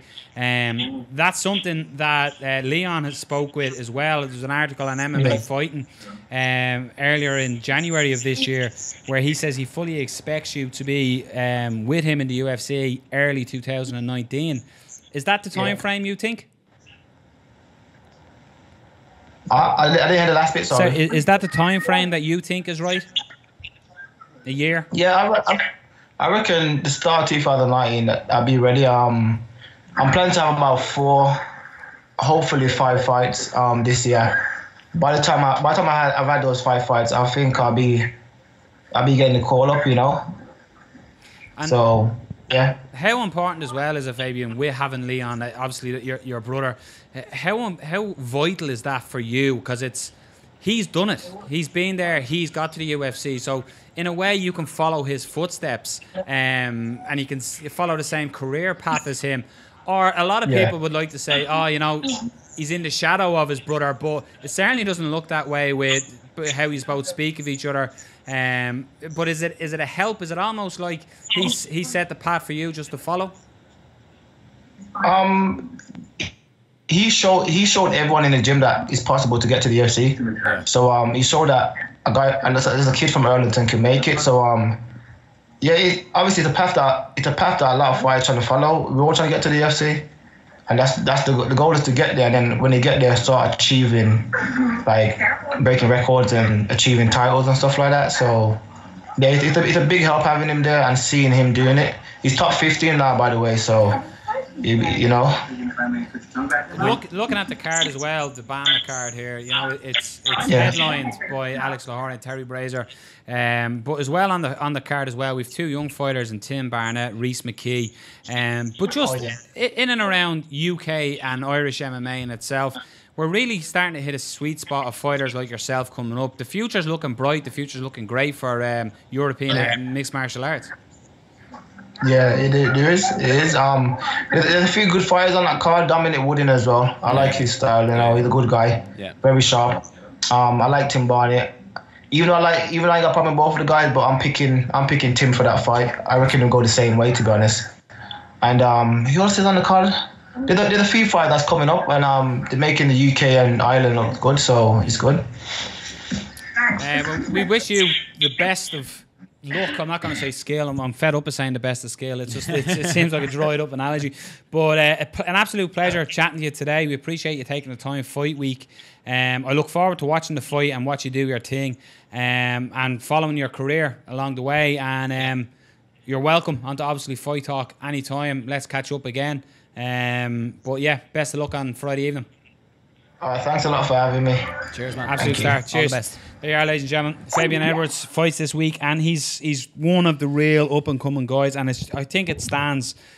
There's not too many people willing to sign that BAMMA contract. No. And you got to give credit to the former Playboy, Kent Copian, taking the fight. But yeah, very excited to see Fabian Edwards do his thing. And Farrell Conley, you asked, you got. Bill, give us another one. Yeah, just tweet to them. It seems like that's the best. That's it. You just tweet. We'll ask Farrell. Yeah, you at them, and then we'll follow up. But that is BAMMA at 34 going down this weekend.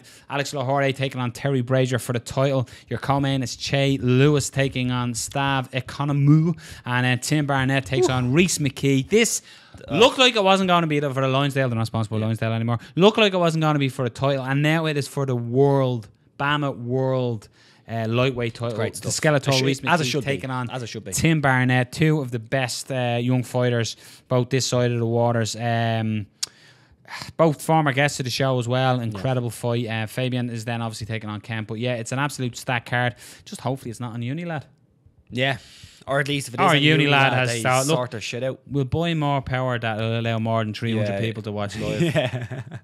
That's probably it. Yeah. But yeah, BAMMA putting on an excellent card for the SE Arena in Wembley. Jesus. Wembley! Whatever. What's up next, Rob? I don't know. What's up next? Next up is Daniel Movahedi. Is it? Gentleman. Is it? I don't know. You just said it. It should be. Look, I wasn't in there. I didn't see his eyes. Nice. So welcome back to obviously Fight Talk, and you're now joining us in Referee's Corner with the gentleman, the beautiful Daniel Movahedi. So Dan, welcome along to your Referee's Corner. Good evening, gents. Thank you very much. How are you, Dan? Thanks for having me back. I'm good. Did you enjoy the snow this week in London? No, it was good. It was good. The kids had a couple of days off school as well, so it was nice to spend a bit of time with them. So that's the right answer. What a dad. That is the right answer. What I learned about the snow is I really hate my child. Not only, like, I love him as a child, but just the amount of washing. Just kept coming in with like wet, cold clothes going, Dad, I need new clothes. Putting on a new tracksuit, new top, going out.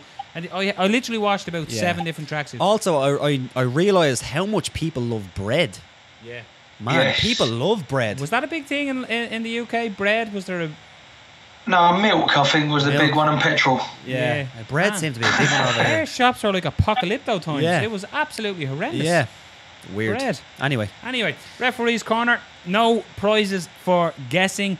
Hector Lombard, CB Dollaway went down at UFC 222.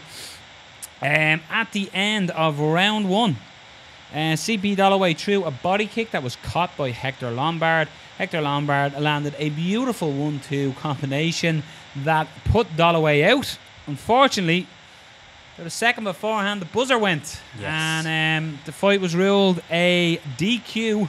And CB Dollaway was announced by Bruce Buffer while on a stretcher, leaving the octagon as the winner.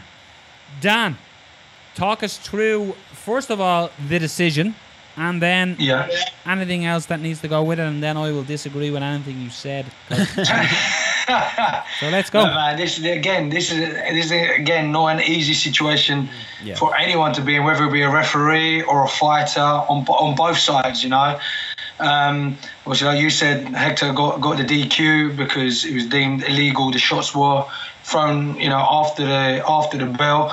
And just on that point, do you want to make one thing absolutely clear? And I'm going to read it off the unified rules because a couple of people asked me where does it stand, what it is. If we look at point number 24 on the fouls, it says on the bit where it says attacking an opponent after the bell has sounded, the end of the period of unarmed combat. So it says the end of the round is significant by the sound of the bell, or sometimes the horn, and the call of time by the referee. Once the referee has made the call of time, any offensive action initiated by the fighter shall be considered after the bell as should be considered illegal. Okay. So it was after the bell. Now, a lot of people are saying, should the referee have stepped in a bit more? Should he be more vocal? I don't know. That's, you know, I'm not a ref, and when watching it back again, the referee clearly did call time twice, and he made the signal as well. But the other side could be argued on the coin is that, you know, he's countering from a kick. Sometimes as referees, we do take fighters in a good way of like, okay, I know when the bell or the horn sounds, you should stop. But at the end of the day, the guys are there to fight. Yeah. You know, they're in the moment, they're there to throw down, and, you know, the crowd's going crazy. Do you always hear the bell? Do you always hear the horn? No, but I like to think that the referee was so close in the middle of that action that you should be able to hear time or stop, etc., whether his command would have been for you to stop. So it's a bit of a catch-22, you know, damned if you do, damned if you don't. But then also the other question is, was it intentional? Of course it was intentional. He was throwing his shots, you know, he was intending to hurt him. But whether it was he meant to throw it after the bell? I don't know. You know, that's another question has to be asked. And where does it stop? What if CB Dollaway was to throw back and he didn't get caught and he threw back after the bell? Who would get penalised then? Did both of them get penalised? What happens? You know, it is a hard one. But, you know, at the end of the day, they've made their decision. It's a DQ. Whether he's going to appeal or not, I don't know. Yeah, he is. But some people are saying it could be a no contest as well. It's a very tough one to deal with. For me, watching it, CP Dollaway was throwing that kick the whole round. Hector Lombard was catching it and was throwing very similar combination back to it. So for me, watching it as a non-fighter, obviously, I'm going to give a few things here from fighters. But watching it, the kick was thrown in time. It lands. Hector Lombard has caught the kick and has seen an opening for a strike. He's not listening to no motherfucking bell. He ain't going, oh, hold on, I heard the 10-second clapper.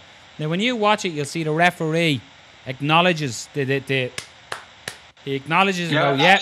So the referee then has 10 seconds in his mindset, so he knows it's coming. But back to Hector Lombard. Hector Lombard has caught a kick and sees the opening for a shot. By the way, what a crisp 1-2 combination, by the way. Yeah. I don't fall for the gimmick that CB heard it and stopped. He was caught. Now, my problem there is, I was speaking on a completely unopposed thing to a referee last week. So this was last week, so we know this didn't happen. He's a Muay Thai referee. And we were talking about MMA referees and on top of the action and refereeing K1 or Muay Thai. And I said, when you look at MMA, the referees are a lot further away from the action as they are to a Muay Thai fight. When you look at the likes of like a Jesse Saunders or a Daz Morris or Lar Bourne or Wally, the lads are literally on top of the fighters as they're in action. Muay Thai fights I'm talking. So when something happens, the lads will dive straight in and go, time. Yeah. Now for me, I'm just going to take my headphones off a second because this guy went like this. Time! He's over at the opposite side of the room calling time. Now, for me, that wasn't good enough. He was the other side of the cage. He may as well have been in row Z. That's an exaggeration. He wasn't that far away from the He may as well have been. That was a small cage as well. Yeah. Fucking Dana White was closer to the action, and he was out the back watching Ortiz and fucking Wilder. So I thought he was too far away from the action. Now, a couple of things. Roy Nelson tweeted, from a fighter standpoint, Hector Lombard muscle memory kicked in. He did the same thing seconds before. So the question is, did he deserve a DQ? Aljamain Sterling, that 1-2 cracked after the bell, but I think it should be a no contest, not a DQ. The ref wanted no parts of stepping in between a Hector Lombard with kill in his eyes. He yelled stop 2 times instead of jumping in. We're told to fight until we get stopped or hear the bell. Ariel Hawani then said as well that Hector Lombard backstage is very upset. He thinks the ref was late to step in and believes it's on the ref to separate the action. He's not wrong. He also thinks Dollaway was looking for a way out and could have continued. Dylan Took said, legal punch, another example of a referee half-arsing his job. He should have been putting his body in the way and running, separating rather than screaming time. Fighters don't hear shit except for their corner. So a couple of examples there. Go ahead. Yeah, no, I agree. You know, so some of it. Look, this is again a grey area. Maybe in the rule set they also need to put out a referee, or when the referee steps in, like in between the action, is when you need to stop. Because look, at the end of the day, like I said, some referees, or even myself included, some fighters, you take the goodwill of the fighter to say, to think, okay, when you say stop, you stop. Or like in, for example, is another one in BJJ. You see it so many times. Their referees are so laid back because they rely on the goodwill of the fighter. If a fighter taps, that submission's been let go. Yeah. But I've also been to competitions where the fighter's tapped and they haven't let go because they're like, oh, well, the referee hasn't told me to let go, you know, or the referee hasn't stepped in. So it works both ways. But I don't think it was that far away, but I'm not going to throw anyone under the bus. Again, I wasn't the referee in there. I wasn't the one. But another point I want to make is, again, it comes down to, did the referee see it as intentional or unintentional? Yeah. Clearly, he saw it as intentional. That he meant to do that. That's why he got DQ'd. Because look, if it was unintentional, and let's just say CB could continue, he'd been assessed, boom, continue. You know, almost he'd taken 2 points away, and the fight would have continued. Or if it'd been this towards the end of at the end of the second round, would have gone. If it was a no contest, or I'm sorry, they could have also gone to the judges' scorecards as well. But I don't think.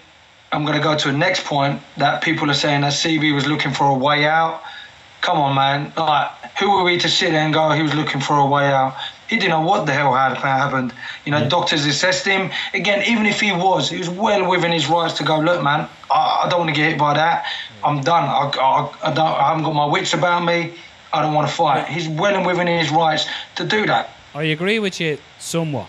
Like, I don't think the fight should have been restarted. He was hurt. But he fucking hammed it up. Like, if that was in time, if that strike landed before the buzzer, he would have jumped up to his... No, just let me say my point now. He would have jumped up and went back to his stool and tried to refresh. If that fight had got stopped just before the buzzer, he would have disputed the stoppage and said, I'm fine. Instead, he got brought off in a stretcher. When have you ever seen a fighter being brought off in a stretcher for that type of knockout? Now, I'm not, you know, for me, I thought he hammed it up. I think the fight had to be stopped. To be fair, though, to CB Dollaway, he was under the impression, and from a lot of people, rightly so, that he got hit with an illegal strike that would drastically affect the fight itself. So why would he say, actually, I'm okay to go, when he's under the impression I just got struck with 2 illegal strikes? Why did he get stretched out? Come on. He handled it. Who can say? But again, this goes to the same thing of like, no disrespect, but who are you to say if he was or wasn't okay?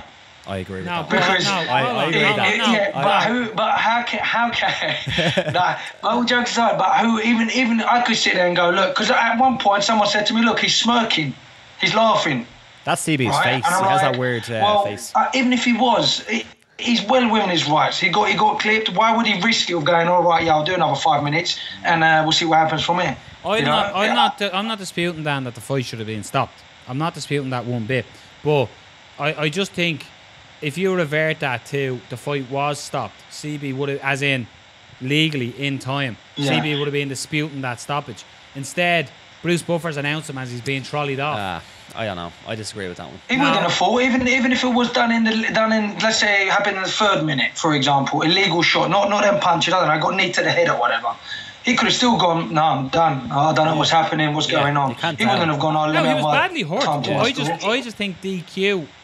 I think it was too much. I think no contest. I think it's for me. I think it's almost a lose-lose situation for everybody in that position because but CB doesn't want to win. But by the rule book, as Dan said, by the rule book, that's a DQ. But then rules are there to be broken. No, but then I actually have a question. But then on the other hand, it is slightly. You can say that the rules are slightly unfair to fighters in a way that potentially Hector Lombard probably didn't mean that. I don't know. It's hard. Again, that's another one thing to say that maybe he didn't mean that, but we don't know that.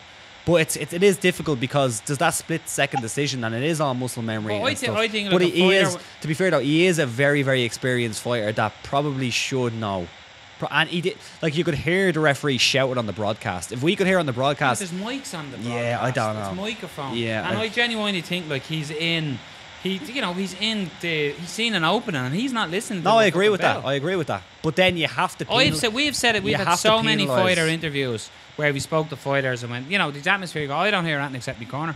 What about this situation? What about if you have a guy who is leg kicking and he has 3 or 4 kicks to the bollocks and maybe they're unintentional, but at what point do you penalise that? Well, I think you have to, as a referee, watch your tools, you have to select your strikes. Yeah, you have to see if it's intentional. But sometimes at some point you have to penalise. Yeah, sometimes you do. I think that's different. But you saying the fighters saying, we only listen to our corners. But that's why in the dressing rooms or the rules you say, listen to my instructions at all times. Yeah. Regardless if you think, that's part of your job as a fighter. Not only listen to your corner, you got to listen to the referee as well. Yeah. And it's a hard job. It's a shitty situation to be in as a referee and as a fighter on both sides. Because, it's hanging on both of them. Someone saying this one copped out of fighting, the other one threw a illegal shot, the referee was in the right place. It's a bit of a fucking big mess, if you ask me. Yeah. And but it is what it is. It's a combat sport. Human errors happen, if you want to call it that. But I think the main question people need to ask: is it a DQ or is it no contest? Intentional or unintentional? And I think that can't right now be answered. I don't think. And another point, though. Can I just make one more point? Can I make a point? Another point is that how many times have you seen a fight, 2 guys are standing in range and the referee shouts finish and it's finished? Finish and it's finished. All the time. Look at Holly Holm and the randomie. I can't pronounce her name. Jermaine Durand. Remember that fight? Yeah. Remember that fight after the bell? That happened twice. She got hit after the bell. Holly Holm got starts, and nothing was done about it. Points weren't deducted or nothing. Now, is that a referee's fault, or was it because it was 2 different referees that had 2 different opinions? You could go on and on about it, but maybe again in the rule set is a bit of a grey area saying that a fighter should stop after the bell or the command of the referee. Maybe they should also add in there and a referee stepping in. I don't know, everyone's different. Because the referee, I think, has played by the rule in the sense that he has vocally said stop, time, whatever, and he's made the signal of the stop. I don't know. It's hard. Yeah, I think the referee was a little bit slow, but I still agree with the decision. He wasn't slow. He was just fucking miles away. Yeah, he was slow. He wasn't that far away. He was slow. Question now, Dan. One thing I noticed as well. I'm not too sure about this because I know it's a whole commission and whatever. But the referee, Herb Dean jumped in the ring and was talking in his ear. Oh yeah, that was a weird one. So should it not be, for example, if you're working with, let's say, Sam, we'll give Sam a shout out, Sam Amidi. If you're working with Sam, something happens. Is it not Sam's decision? Let's say Sam's in the cage. You get advice that you're allowed to. No, but No, you can, yeah, he can. So say that happened to me, right? And I wasn't sure if it was after the bell or if it was into. You can, like, if illegal shot happens, sometimes I'll ask my judge if I was in an angle where I didn't see something. On the weekend, just gone, there was a groin shot. I didn't see it, but the fighter was still complaining. Oh, ref, I got in the groin in between rounds. So I said, look, I didn't see it. That's why I didn't call time, etc. I went over to one of the judges who I knew had a perfect vision for exactly where it was. And he said, no, it wasn't a groin shot. Okay? So, yeah, you can confer with the other officials. Whether I don't think they would, if this is me personally, I don't think it would have any. At the end of the day, I'm the one who's going to make that decision. I don't want any influence by them. I don't want them to tell me, oh, you should have done this or this is what you should do. I should already know what I'm doing. And I don't think that was the case with Herb anyway and this referee. I think they were just, talking about the situation. And again, so much happened. As soon as that fight finished, then all of a sudden the cornermen were coming in and the referee telling the cornermen to go out. Wasn't sure if he was going to be in 1 minute break or is he called time for the five to give him up to 5 minutes. He called time right at the end of the round. He did. When the round ended, he actually went time. Yeah. And then they were like, oh, well, over a minute's passed. No. The referee actually called time. Yeah. On the one that Can he call time in between rounds? Again, another grey area. Yeah. You know, I guess you could call time to have for the second clock to start to have up to the 5 minutes from the foul. It's a weird one. You know, some people saying to me, would you have let him have his 1 minute in his stall and have one cornerman in and the doctor in to check him, and then if need be, do you call time afterwards before the event starts to then give him his 5 minutes? It's again all a grey area and it happened so quick. You know, but hey. But the conferring between the two referees, that's perfectly fine. One question though, I wasn't sure. Did I have instant replays? No, there was no use. Oh no, I think there was use of instant replay, and then if they go to instant replay, they would. See, in this situation, that's perfect as well. I think it's perfect to have a use of instant replay. But then again, if it wasn't there, that's when you start talking to other officials to get better insight. I remember this happened before when officials communicated, and Big John McCarthy came out and said it was called polling or something, and it's perfectly legal. One thing I did think was weird though was that they were conferring, but then the camera come over to see what they were saying. They were like, no, let's go over here and talk. I thought that was a bit weird. Yeah, Joe Rogan actually said, are we looking at something we're not meant to hear here? That was a bit strange. Yeah. So, anyway. But all in all, do you feel DQ was the correct? Bit above. I said earlier, I said no. I think it could have been no contest. But looking back on it, someone pointed out a couple of things to me and I watched it again. I thought the referee done a good job. And again, at the end of it is a illegal shot. But again, it's intentional, unintentional. Again, I wasn't a referee in there, so I can't comment at that time. Maybe I would have seen it differently. I don't know. I agree. I think it should have been a DQ. I think the referee was a little bit slow, but and he wasn't that far away, but he was far enough away.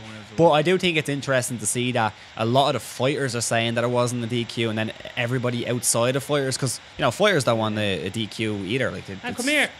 All joking aside, not even that I'm joking. I just think some of the things I said are being a bit egregious with the CB Dollaway comment, though, were you? But hamming it up, were you? You were hamming that up a little bit, were you? CB Dollaway doesn't want to win that way either. No, I'm sure he doesn't. And CB Dollaway is a good fighter. I'm not saying he wasn't hurt. He was hurt. You only have to watch the footage. You just feel like if it wasn't a DQ, he would have tried to fight. I think if that was... I know what you mean, but I think if that fight was stopped for that same punch, if that was a fight-ending sequence, he would have been... was he told?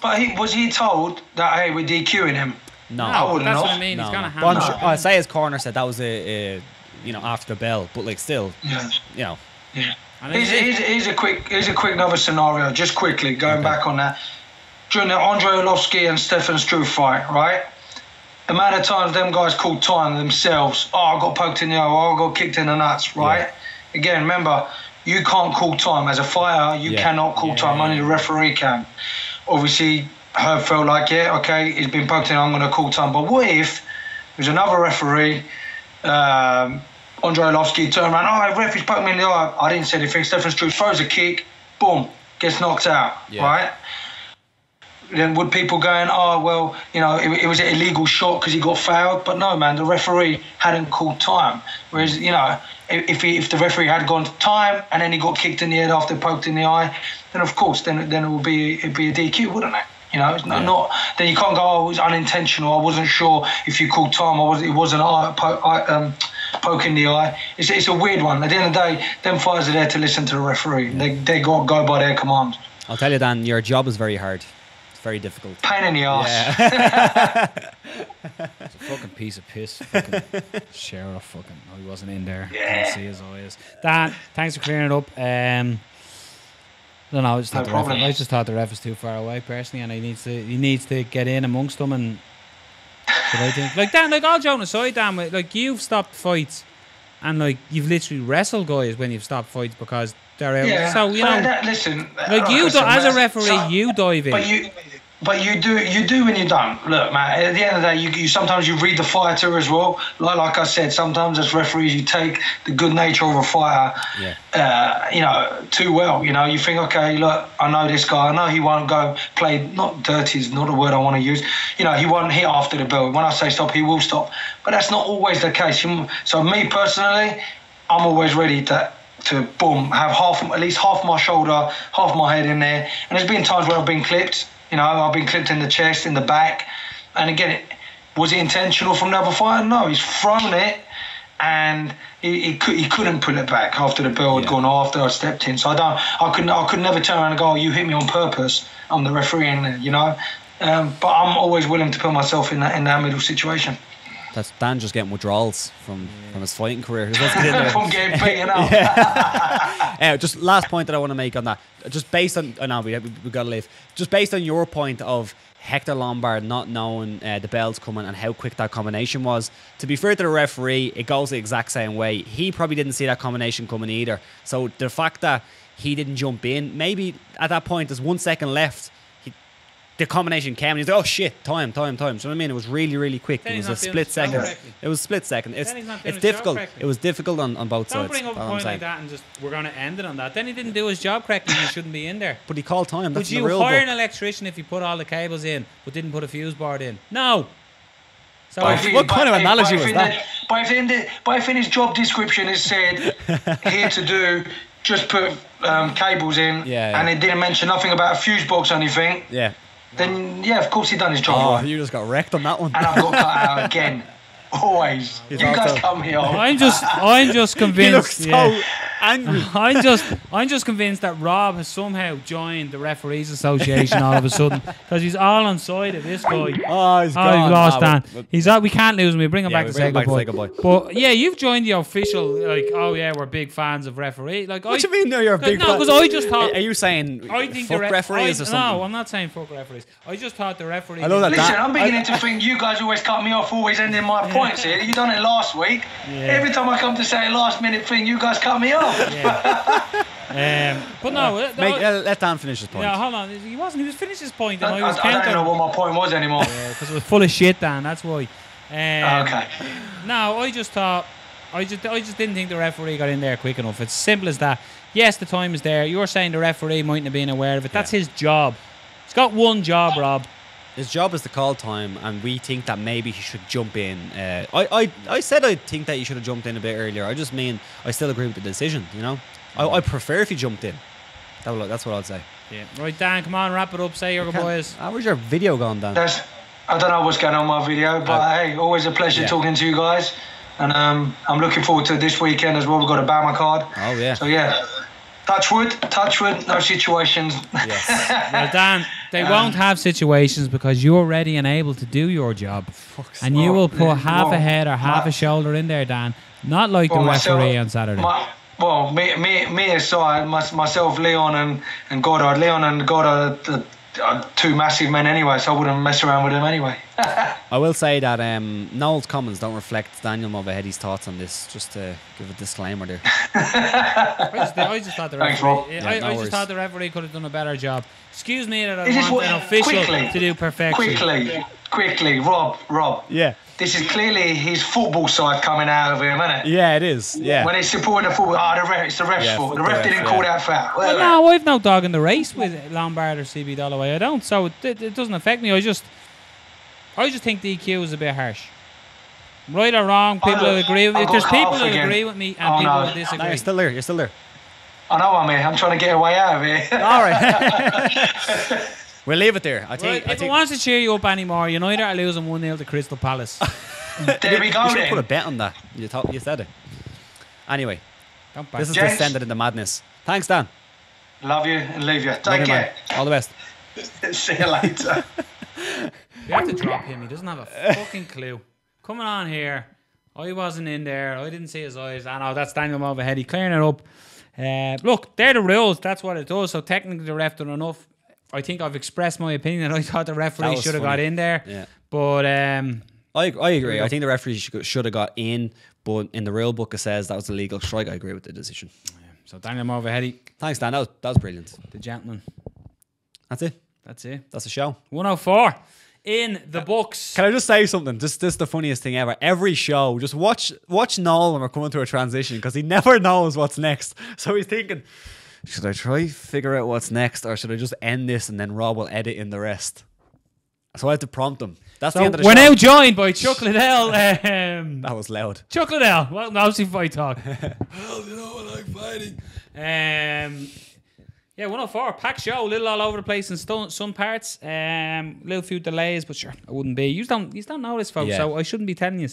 But shout out to Cody Stamann, just Fabian, open the curtain a little bit. Fabian Edwards, Daniel Movahedi, and Brendan Dorman, and of course the MMAmix.com. They're obviously good because they're with obviously Fight Talk, Fight Star Ireland, the fighter's choice, everything you need under two roofs. Steph, Claire.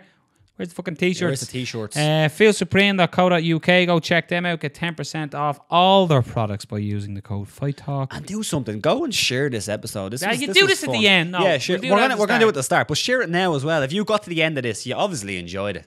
You obviously enjoyed Fight Talk. No, but seriously though, give it a share or something, yeah. Yeah, 104. May the snow thaw in your garden. May your drains not be flooded.